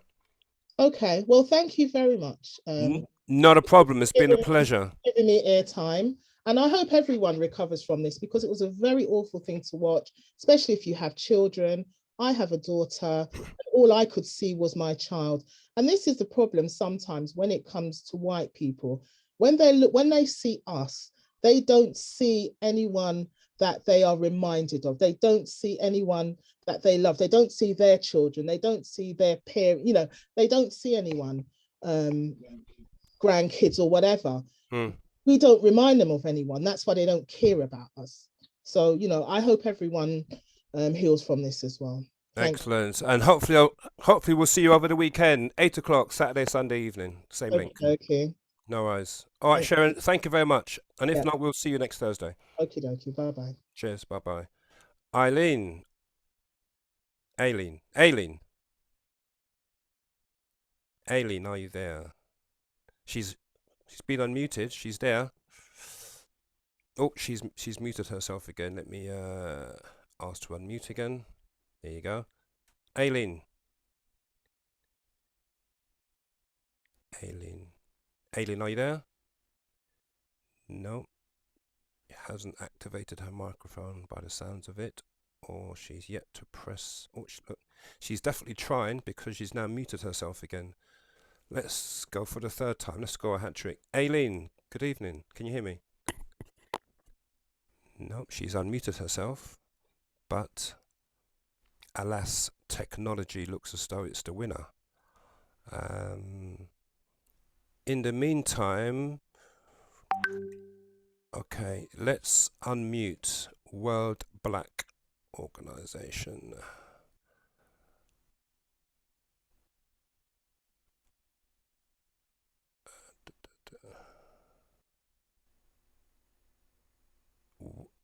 Good evening. World Black Mental Organization, can you hear me? I've unmuted you. You've unmuted yourself. Oh, you've muted yourself again, crikey. Okay, I've sent out another request. Aileen, I've got you unmuted. Can anybody hear me? And we were doing so well. It was... She's muted herself again. Here you go, unmute. Okay, sorry. All right, let's go to D. Let's see whether or not D's microphone's working. D's iPhone. Good evening. Can you hear me? Hey, you've got a working microphone. Congratulations. I fully understand that this evening, that technology on Zoom, for some people, it's going to be a first time, and there will be a number of people this evening who are unfamiliar with Zoom. But anyway, let's spotlight you. Here you go. Thank you. Good evening. Okay, so good evening. It's taken me a little while to figure out actually how to raise my hand. So right, okay. It proves that perseverance does have its rewards. I was just listening to the discussion, and thank you for allowing us to have this platform. It's been, for me, a response that's mostly about microaggressions. I mean, we're coming together now because this was an overt, violent attack. But in our everyday lives, we have to put up with a lot of microaggressions that, like the lady previously was saying, it's very subtle, and it's very much, did that actually happen? What does that relate to? And because we're not getting the feedback of actually that isn't acceptable, it becomes internalized, and it's a process that we've got to unpick for ourselves.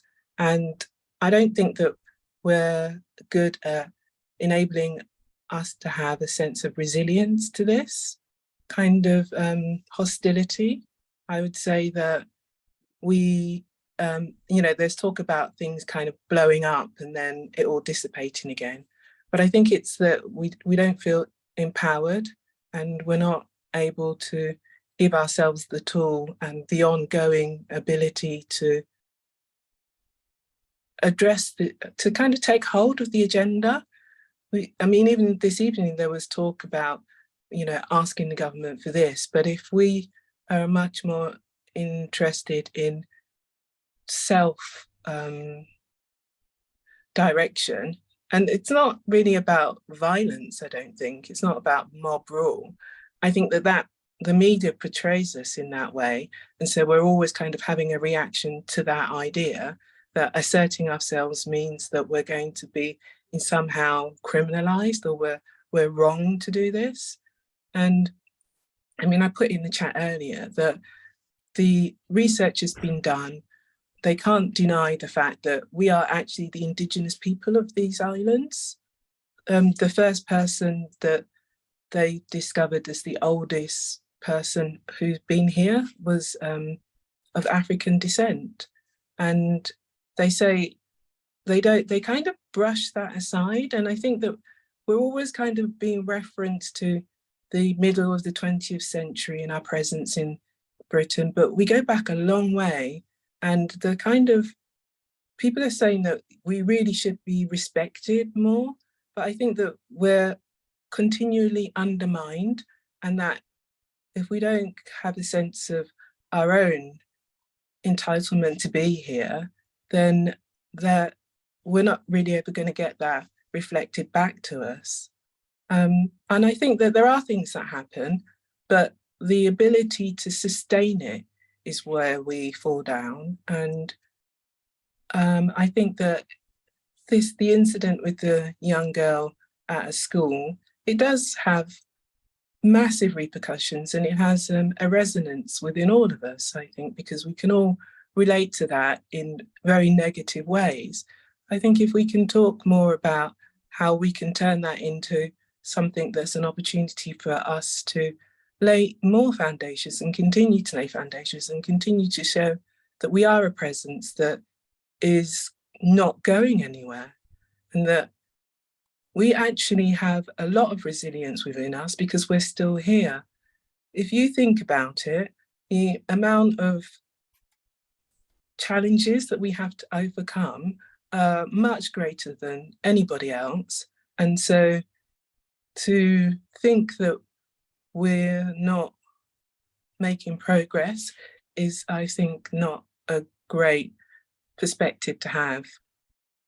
I know that things could be so much better, but I think we should always come from the point of view that we've done really well, and we will continue to tap into our sense of resilience. And if we promote that much more, then the kind of default shock and then rage that we go through, and then a sense of being disempowered by these things won't necessarily play such a big part in the discussions that we have. Yeah, can I ask you, earlier when you said, can I ask you a question? Do you feel welcomed here? Welcomed in my own country? Yes. Because you said something earlier on, which... I would say that it's not really about being welcomed or unwelcomed. It's about feeling that I am entitled to be here. Right. And I think that's something that we have to find within ourselves, rather than looking out for validation. And that we feel that sense of a kind of disconnect by what we may see out externally. But for me, I don't expect to be welcomed, but I expect myself to feel that I'm entitled to be present as I am who I am, without having to make triple guessing about, how am I going to be presented if I react like this or if I react like that. But also that as I present myself, I have the tools to feel able to, how can I put it, to articulate that as well in a way that makes sense. People often say to me, oh, what you say is very hard to hear, but you say it in a really nice way. And I just think, actually, I've always been here and I'm not going anywhere. So I don't really have time to educate every single person who doesn't have the same experience as me in relation to my experience. You know, I don't think I have to justify my presence here. And yes, I think from what I've heard about this story, that young girl, she seems to be a very well-balanced individual who has a great deal of compassion if she was defending her friend. And it's like, what are these people's values? And how can we ensure that the values that, from what I've heard, that young girl has is something that is to be commended? And how can she feel safe and reinforced by the choices that she's made? Excellent. And can I ask you one last question? Just going back to the video, what was your opinion on the actions of the headmaster and his intervention? Do you know what? To be perfectly honest with you, I didn't watch that video because I don't feel that I need to be traumatized over and over and over again by these clips of violence. I'm glad that it was made, and I'm glad that we're having this discussion, but I don't feel that I need to watch something like that in order to participate, because as people have said over and over, it's nothing new. It's not that we haven't seen it before. It may be a different set of players, but the underlying issue is something that repeats itself over and over again. Over and over again. So I would say that from what I've heard, but I can't say because I didn't watch it, that headmaster clearly does not have the tools to address something as fundamentally important as racism. And I think that people think that it's something that they can not deal with unless they've got people of different ethnicities in their school. And actually it's rife throughout the education system from a young age when you can address it a little bit more. But as people get older and older and older and older, it's not something that's going away because it's about privilege. And, you know, it's about an economic sense of entitlement. Well, to be honest with you, the BPM is a weekend platform, but I feel as though that might change because I don't feel as though, I know Black people need a platform to talk and debate. And you spoke about another topic. You used the word privilege, white privilege. Didn't say white privilege. I deliberately didn't say white privilege. No. It's not about. No, you said privilege. I'm saying white Yeah. privilege. I'm talking about a future topic for another show. That's another subject. Oh, okay. Yeah. But no, I'd like to thank you very much for your input. Very much appreciated. Very well articulated. One thing I love about the show this evening, everybody has articulated themselves very, very well. And I think we do need to have foundations that's much more than discussions. Yes. And I understand why we have to have these discussions, but you know, we're big people. I'm sure we've been having these discussions since we were kids. We've been having them exactly. Exactly. And there lies the possible problem, is that again, I'm throwing an incendiary advice in the platform. Do we talk a lot but don't do a lot? Like I said, I don't think it's that we don't do a lot. I think it's that we're undermined. And that's why I talk about being resilient. Undermined by whom? I think we're psychologically attacked. You know, I think that we are, like I said, not able to hold on to the tools of that resilience and our ability to show up every day and stay sane in a society that negates our very perception of being alive, unless it's in terms of an advantageous exploitation. So I don't think that, I don't quite agree with what you've just said, and that's why I don't agree with that. Well, as I said, I'm just being devil's advocate here. Don't worry about me. Anyway, look, it's been wonderful talking to you. Okay, well, thank you for giving me the time. Enjoyed the rest of the show. For the platform. Yeah, no worries, and we'll see you next Thursday, hopefully. Thank you very much. Bye. Cheerio. Let me mute. No, hang on. No. Good evening, World Black Mental Health Organization. Good evening. Good evening. Hey, Hey, yes, hey. loud and clear. Historical evening. As I've said, it's a historical evening. It is my honor to be here. I won't say pleasure. First and foremost, what's your first name and what part of the world you're calling from? My first name is Denise, Denise. and I am in Toronto, Canada. You're in Toronto. Okay, so before we go any further, do you know Toronto Carolyn? Toronto Carolyn? Right, okay, so on the BPM and on various musical platforms, there's a lady called, she calls herself Toronto Carolyn. No, we've never met. I really just heard of the BPM today. Because I was so adamant to get in touch with some people there or who is, arranging activism. How did you hear about the BPM in the UK over there in Toronto? I have a few sisters, some nieces, nephews, and an uncle in the UK. Right. And I actually sent them the video. And they said, yeah, well, we heard about it. And I said, well, what are you doing about it? What's going on? And being with World Black Mental Health, I thought, okay, this is it. We have to align. This is what collaboration is about.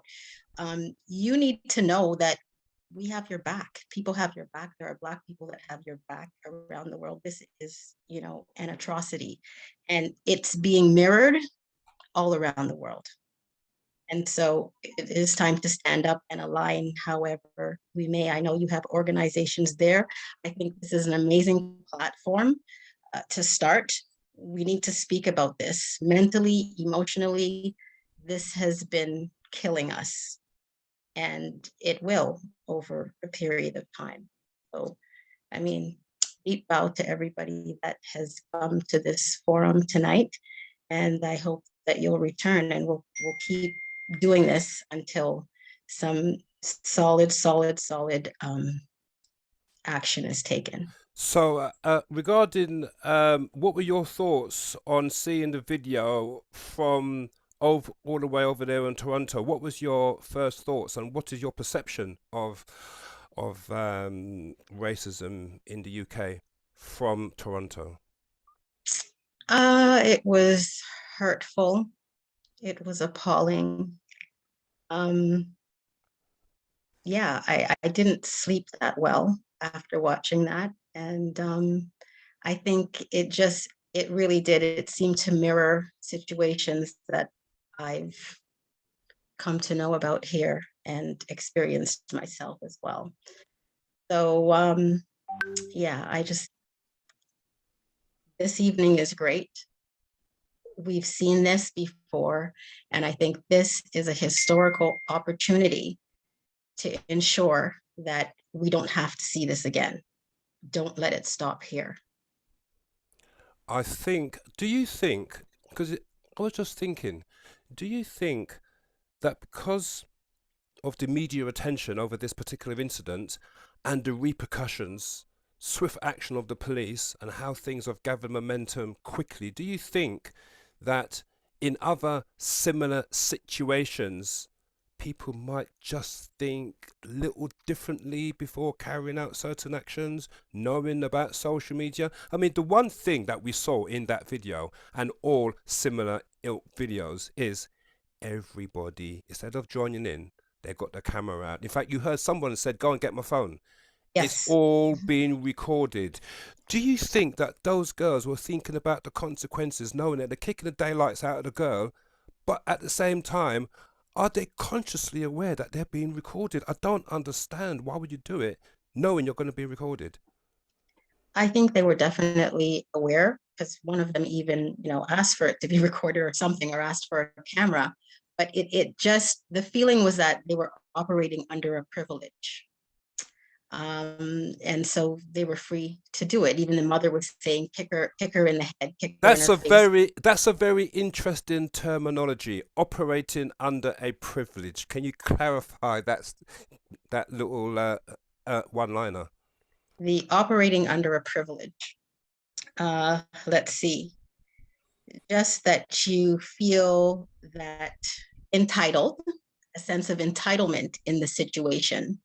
So there was a fight, a brawl, or whatever, but being who they were, they had a sense of entitlement over that individual.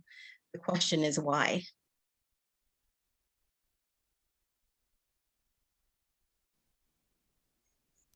Exactly. Why did they need to go to that depths? But I mean, they literally operated like a pack of dogs. You know, the pack of dogs mentality is that they all jump on it and they all just lose all sense of any sort of sense, and you had the chief dog, the mum, like literally whipping them up into a frenzy. And I think the biggest perpetrator, without a doubt, is the mother.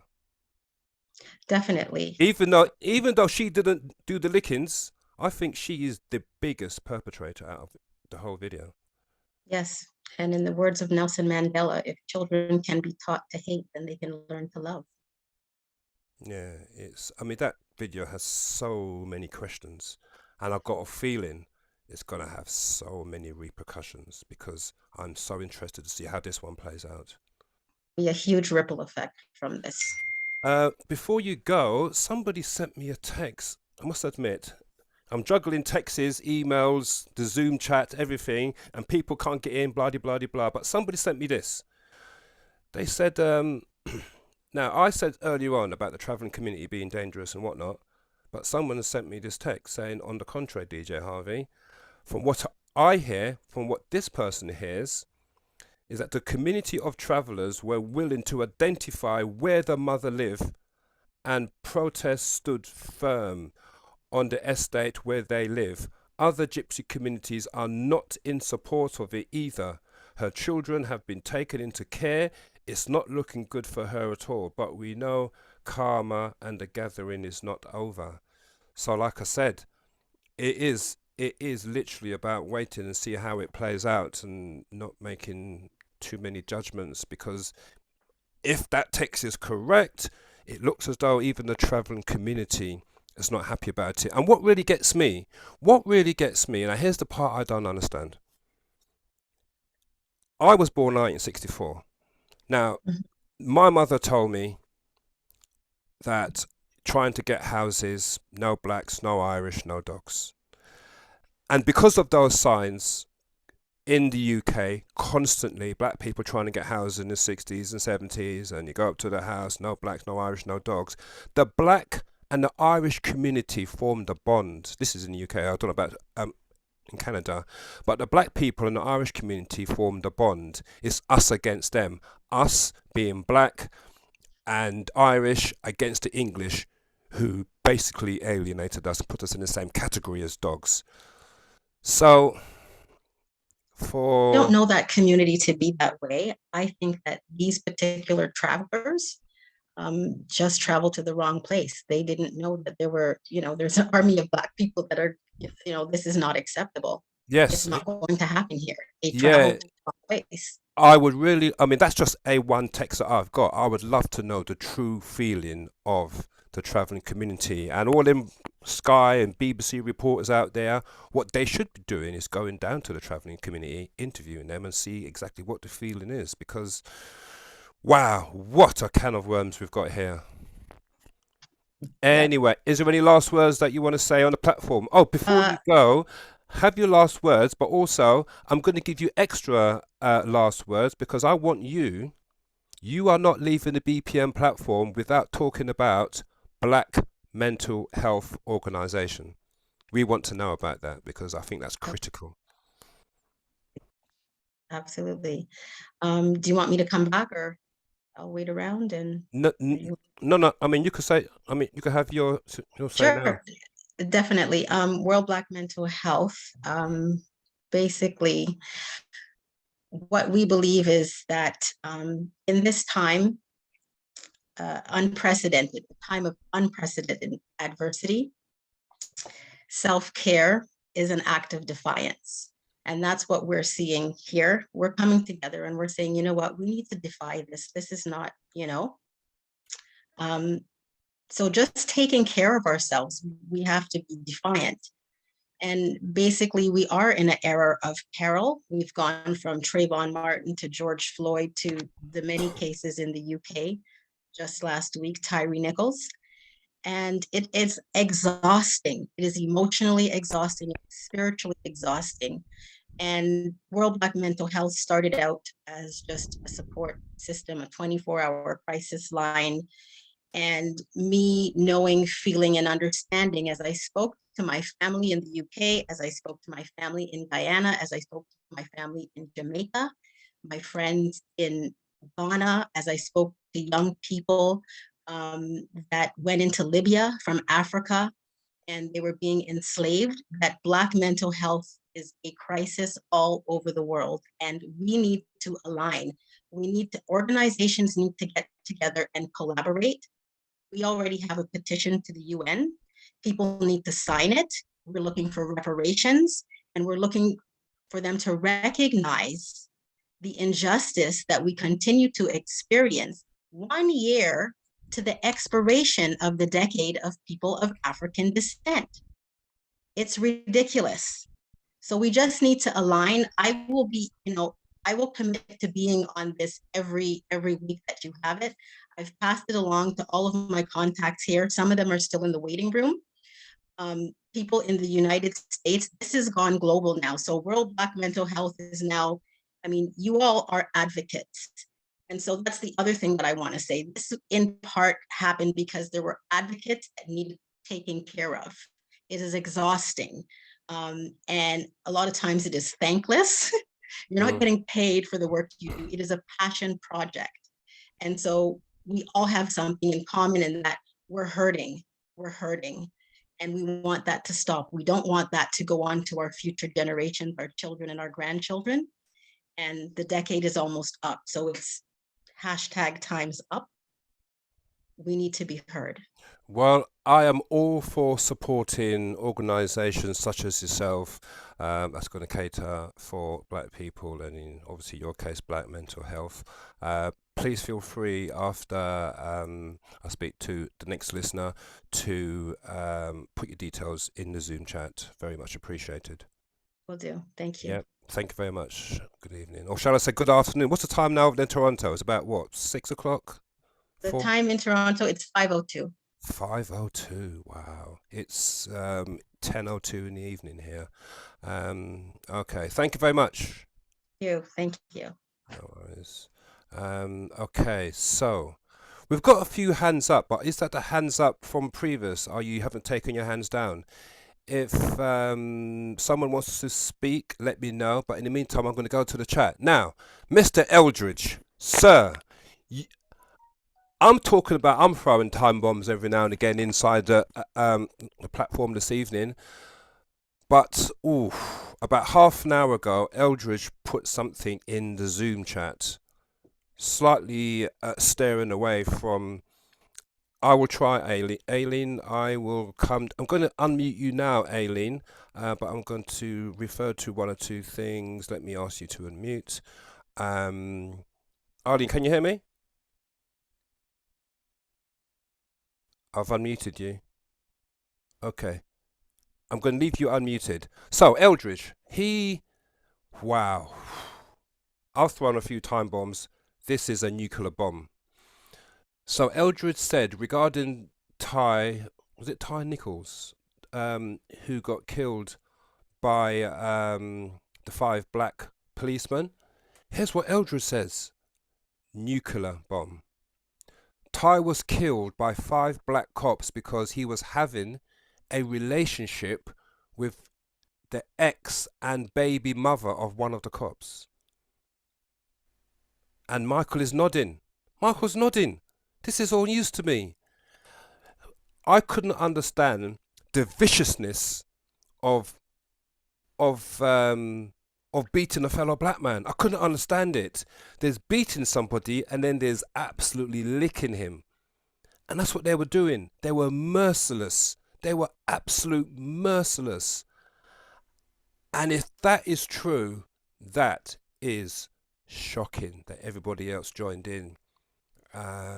So what he's saying is that the 5 black cops, he was having a relationship with the ex and baby mother of one of the cops. I think that's another show. And looking at the Zoom chat, everybody's saying that's what they've heard. That's what they've heard. That's what they've heard. And as Eldred said, for a simple traffic stop, he got beaten to death because he was having a relationship. Wow. Unbelievable. As I said, that's for another day. It looks as though we might start a midweek BPM talk show. As I said, the BPM is a music platform. Saturday and Sunday, same link, 8 o'clock in the evening. So we are here this Sunday, 8 o'clock. We're here this Saturday, 8 o'clock. And the same link you clicked on this evening is the same link you share and you click on Saturday. The capacity is 100. Loads and loads of people have been locked out this evening. Let me take some messages from the chat, because there is a lot of activity in the chat. I've seen quite a few long ones. Let me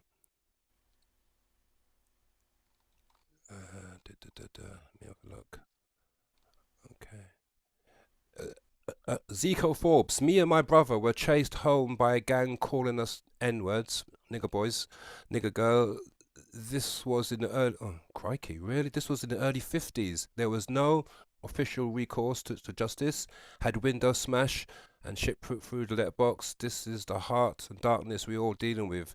Sharon said things that are subtle now, and that's why we sleep. Rocky says covert racism is subtle and never obvious to others, but who feels it knows it. We need to familiarize ourselves with discrimination laws and legislation and know our rights and stop waiting for the oppressor to assist. The young woman had an extreme ordeal, and my heart goes out to her and her family, and we need to get organized and a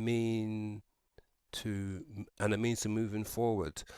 Cecilia Grant, I honestly don't believe it was racially motivated, as disgusting a attack that it was. I'm disgusted by the school staff lackluster approach to intervene. That angers me, and the first person I thought of was my daughter. But we have bigger fish to fry. We need to use all this energy to help stop our black...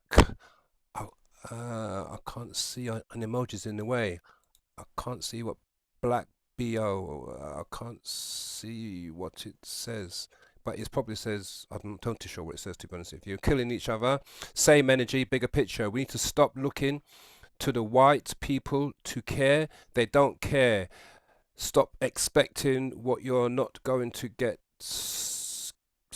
what you're going to start caring about each other, about each other's community. And we might just get somewhere. Cecilia, presenter, I think that's me. Oh, I think I'm in hot water here. Presenter, you say travellers are one of the most dangerous communities, but so are black communities, with black on black crime riding. I'm embarrassed to say. Let's wake up and smell the coffee and use the platform for change, not continued complaining with no end result. Wow. Cecilia, I've been in two minds about sharing a particular video. I'm talking serious, especially on what someone said earlier on. Who was it? Someone said that she couldn't watch the video because of the violence that was involved. And I'm in two minds about showing you a video. I've got a feeling I'm going to show it to you, but I'm not going to show you the full 2 minutes. I'm just going to show you maybe the first 30 seconds or so. Let me get this video ready, because if you have not seen this, you are going to be shocked beyond the core of your body. Let me see if I could get this ready. Close that.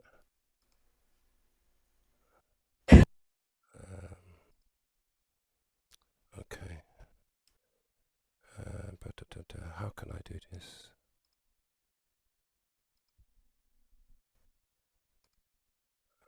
At the same time, I've got to operate the waiting room.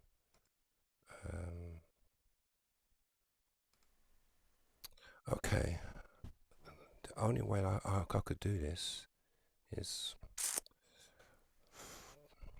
I've got to download it first because I'm taking it from WhatsApp and I don't want to show the WhatsApp details of other people. Okay, I need to download it first and put it in my folder, and then I'm going to show it to you. In the meantime, who wants to come live? But brace yourself for the video, which I will show you. I'll download it accordingly, and I will show you, because the video that I'm going to show you, it's going to be an equivalent of another nuclear bomb. So I'm looking at Aileen. Aileen, we can't get you on live. I sent you an unmute.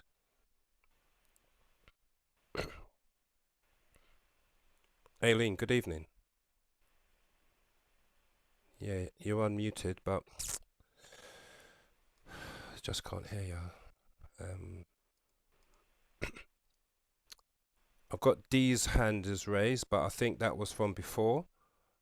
Michael hand is still raised. He's been on. Okay, I'll tell you what. Let's have an interlude. Let's play a song.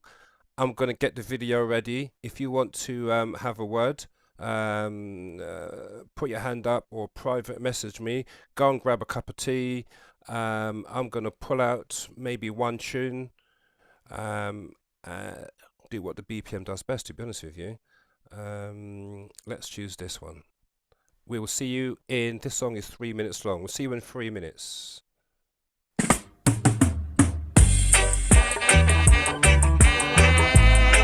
I'm in a dancing mood.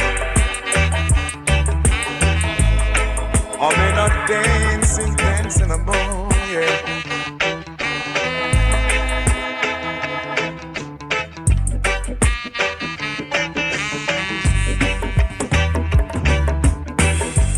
I'm in a dancing mood. I'm in a dancing mood. I'm in a dancing mood. I'm in a dancing mood. When you feel the beat, you got to move your feet. You got to clap your hands. You got all the soul deep down inside, but you can't hide. Say sorry, apologize. I'm sorry for trying to. I'm in a dancing mood. Say sorry, apologize. I apologize. I'm in a dancing mood. Say sorry, apologize. I'm in a for trying to fuck my mood. I'm in a dancing mood.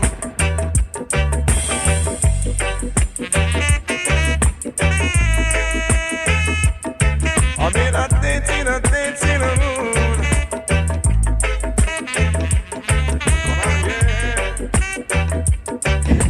Say sorry, apologize. I'm sorry for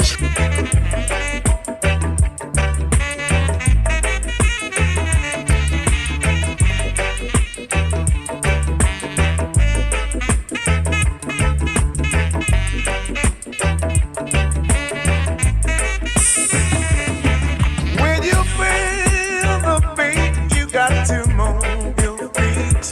You got to clap your hands. You got all the soul deep down inside, 'cause you can't hide.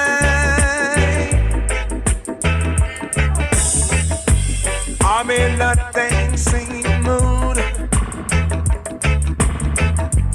I'm in a dancing mood. Sounds of Delroy Wilson. I'm in a dancing mood. So we're going to slide out to that. So, I wanted to, I'm not going to show the whole video, I don't think it's right. But I can show you some of it.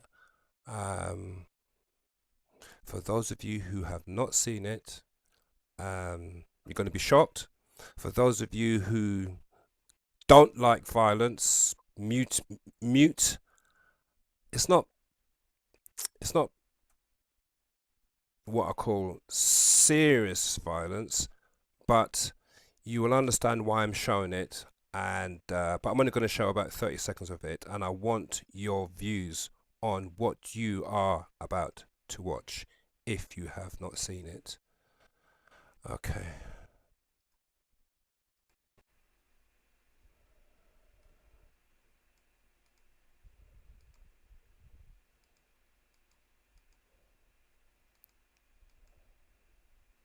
Hang on, let me try to unmute it. Hang on. Where's the volume gone? Hang on. I'm sorry for trying to fuck my man. Oh, here we go, here we go. Say sorry, apologize. I'm sorry for trying to fuck my man. And you're not gonna fuck Noah's man again. Say it. I'm not gonna fuck Noah's man. Do you promise? Say sorry. Say sorry to Keisha. Say sorry to Keisha. Say sorry to Keisha. Say sorry to Keisha. Okay, so I'm not going to show no more of it. The video. Okay, so I'm not going to show no more of it. It goes on. It goes on for, I don't know, a couple of minutes. She does do the stabbing gestures. Basically, it's all self-explanatory.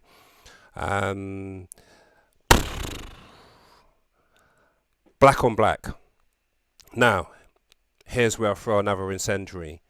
What would be the reaction if that girl with the knife was white and she was saying exactly the same things, and the girl on the receiving end, quote unquote, was black? Or the other way around? What would be our reaction? Because that video was shocking, and towards the end of it, it gets more shocking. So here's the question. Devil's advocate again. I hate playing this role, but it's got to be done. Why is there no big time commotion, media news, protest, about the actions of that girl with the knife? Would there be massive protests, in fact the same reaction as what Tonight has got regarding that video with the travellers, if the person with the knife was white and the person on the receiving end was black? Do black people only make up noise when it's white on black? When it's black on black, the noise is not as loud. In fact, the biggest killing for black people is black on black killing. And that is the question that you need to be asking yourself. I need to go to a commercial break. Just bear with me. I'm going to be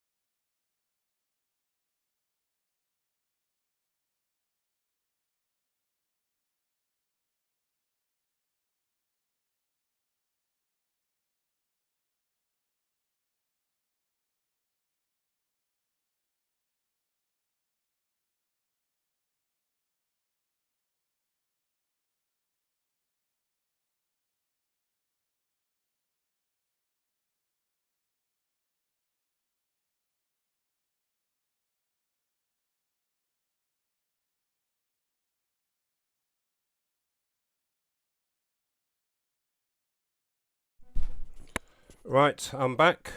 Had the missus come in to give me some information. Okay, so let me have a look at the chat. Arrested motivated, discussed an attack. I'm disgusted by the school staff. Oh no, that was right. Let me go back. I saw a serious fast. It was bad enough. She threw the kettle of hot water of her. Oh my God, I don't see it at all. It's serious. Scar for life. Oh, comfort break. What happened, DJH? As I've said, almost killed someone. I believe he was going on a break. We have lost you. No, I had to go. I had an instant to deal with. Okay, so where are we? Who is coming on live on the BPM? Because we are now coming to an end. We've got about 10 minutes left. Who wants to come on and have the last few words? Michael, you want to come back? Let's unmute you. Good evening, Can sir. you hear me? Yes, we can, Can you sir. hear me? Yes, we can. All right. I've been making notes while I've been listening to everybody. I'm going to start with Everine. She came up with an idea which I didn't think was too bad at all. DJ, perhaps you would consider this. Taking £1 from everybody who comes on the show until you reach £5,000, starting a charity and making them contribute £1 a month to the charity. And then you reach a certain figure. I would say you wait for at least 6 months to a year, yeah, every month, because the word will spread and the money will increase. Now, don't get greedy now, yeah, but at the end of the day, right, what will happen is you will then be on a platform where we can then speak louder. As Denise said, it's not just an English thing, it's a world thing. And we had discussed that before. So I think what Everene's saying kind of holds a lot of water, because at the end of the day right now, through even yourself and the word spreading through the communities, that Million Man March can be recognized in the UK. Yeah, that can be recognized in the UK. And you said something earlier about when the head teacher was surrounded by black people and they all started mobbing him, and it all looked a bit out of control. Okay, my answer to that was, if there was a leader there who they had visually seen and they've contributed towards it, and that leader stepped up, yeah, in truth, they would be quiet. The reason why they'd be quiet is because that leader will be armed with other people, i.e. Yamisi, for argument's sake, who's a lawyer. Yeah, that leader would be armed with that person. So a sense of order would actually take place.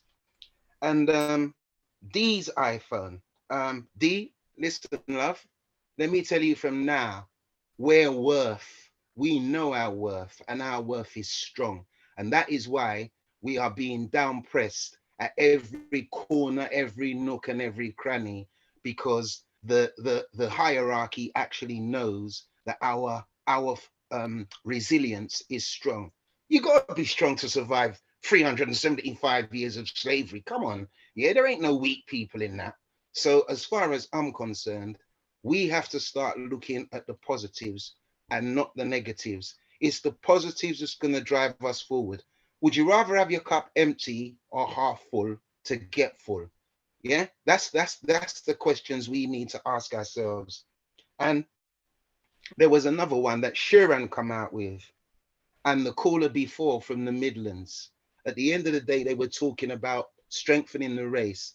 And when you look at TV, it's looking like a dilution of race. Yeah. And in effect, we have to put a stop to that.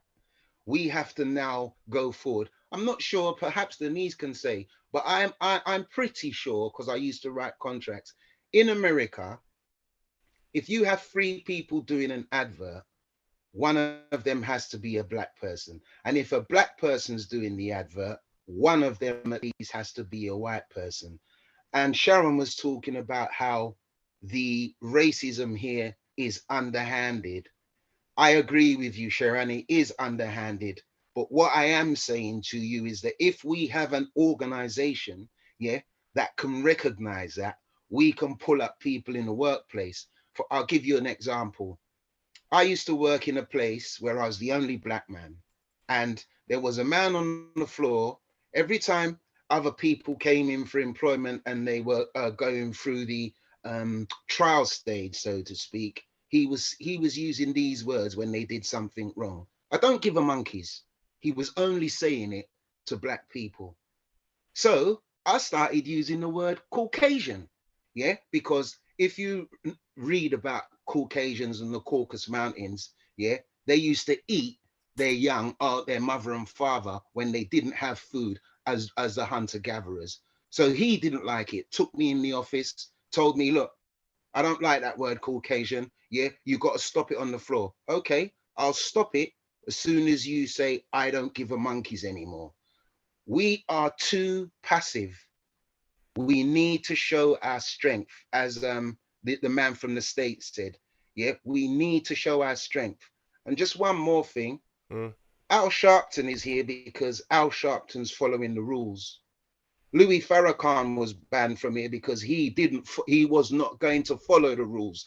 At the end of the day, they like the puppets. Black people are no longer puppets. It's time to come out of this stupor that you're in, recognize that government organizations ain't gonna do it for you, and you need non-government organizations. We have to amalgamate, and that is all over the world.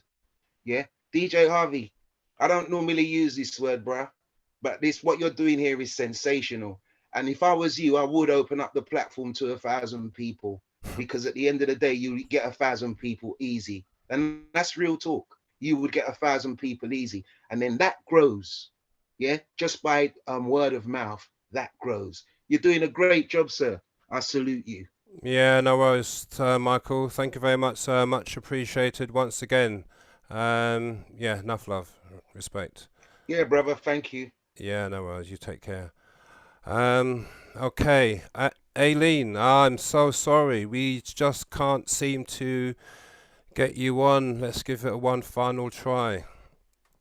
Aileen, good evening. It's not happening, is it? It's not happening. Andrew, do you want to come on? No. I could tell by that look. Who, me? Nah, you're having a laughing, yeah? Okay, I'm looking at the chat. Michael, well said. Michael, you got quite a few fans on the BPM. Okay, yep, hopefully the next time. You know what? I'm going to wrap it up just like that. We're going to be here back next Thursday, 8 o'clock, same time. It's been an interesting evening. It's been an educational evening. It's been an enlightening evening. But I'd just like to say thank you, one and all, for joining in. We're going to be here again, like I said, on Saturday and Sunday. And again, next Thursday. What song am I going to leave you with? Oh, of course, there's only one song I can play in it. Okay. I should say that on the BPM in a couple of weeks' time, we have something called battles, where one singer battles against another. And normally they're reggae battles. We have 20 songs each, and then you choose by the Zoom poll as to who you think wins. Well, in a few weeks' time, we're going to have Otis Redding versus Sam Cooke in a battle, and you are going to decide who wins. And what I can say is that one of those songs going to be played on that show. It's going to be a Sunday. It's going to be this one.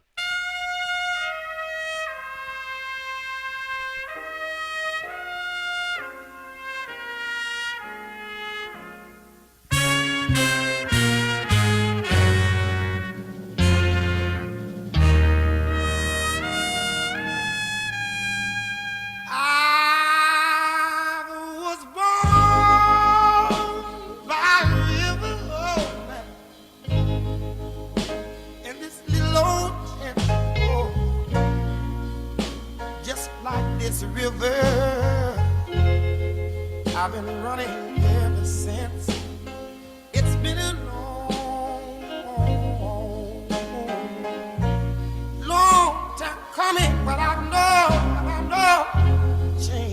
gotta come now. Ooh, yes it is now. Oh my, oh my.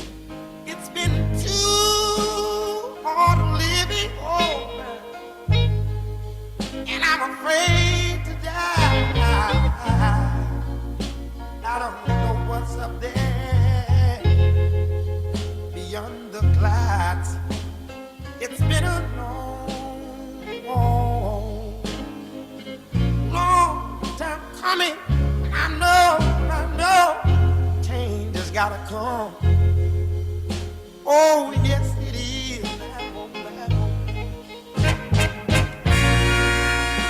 There's a time I will go to my brother. Oh, I've asked my brother, will you help me, please? Oh, Just to answer the question, where can you get a copy of the recording? Well, basically, the quickest way is to text me on the number above. Text me the number and I will send you the recording via WhatsApp. The best way is not put your number in the Zoom chat, I'll miss it. Text me, WhatsApp me, and I'll send you the recordings. Lord, it's been very long. Oh, somehow I thought I was still able to try to carry on. It's been a long time coming, but I know a change is gonna come. Oh, yes it is. Just like I said, I went to my little bitty brother. Oh, my little brother. I asked my brother, help me, please. Oh, he turned me down, and then I go to my little mother, my dear mother. Oh, now. I said, mother, I'm down on my knees. Merlene, what was the question? Please remind me. There were quite a few other questions. Somehow I thought I was still able to try to carry on. It's been a long time coming, but I know the change gotta go. It's been so long, to live too long, the change has gotta come. So tired of suffering, standing by myself and standing up alone. The change has gotta come. You know, and I know, you know that, I know, and you know, honey, that a change is gonna come. Okay, like I said, if you want a copy of the recordings, just text me or WhatsApp me on the number above my head, and I will send you the recordings. But I'm afraid that's it. We will see you on Saturday between from 8 o'clock onwards UK time, Sunday 8 o'clock UK time, and we're back here with part 2 next Thursday. Thank you very much for visiting the BPM platform, Big People Music. Much appreciated, and we will see you soon. Thank you very much, and good night.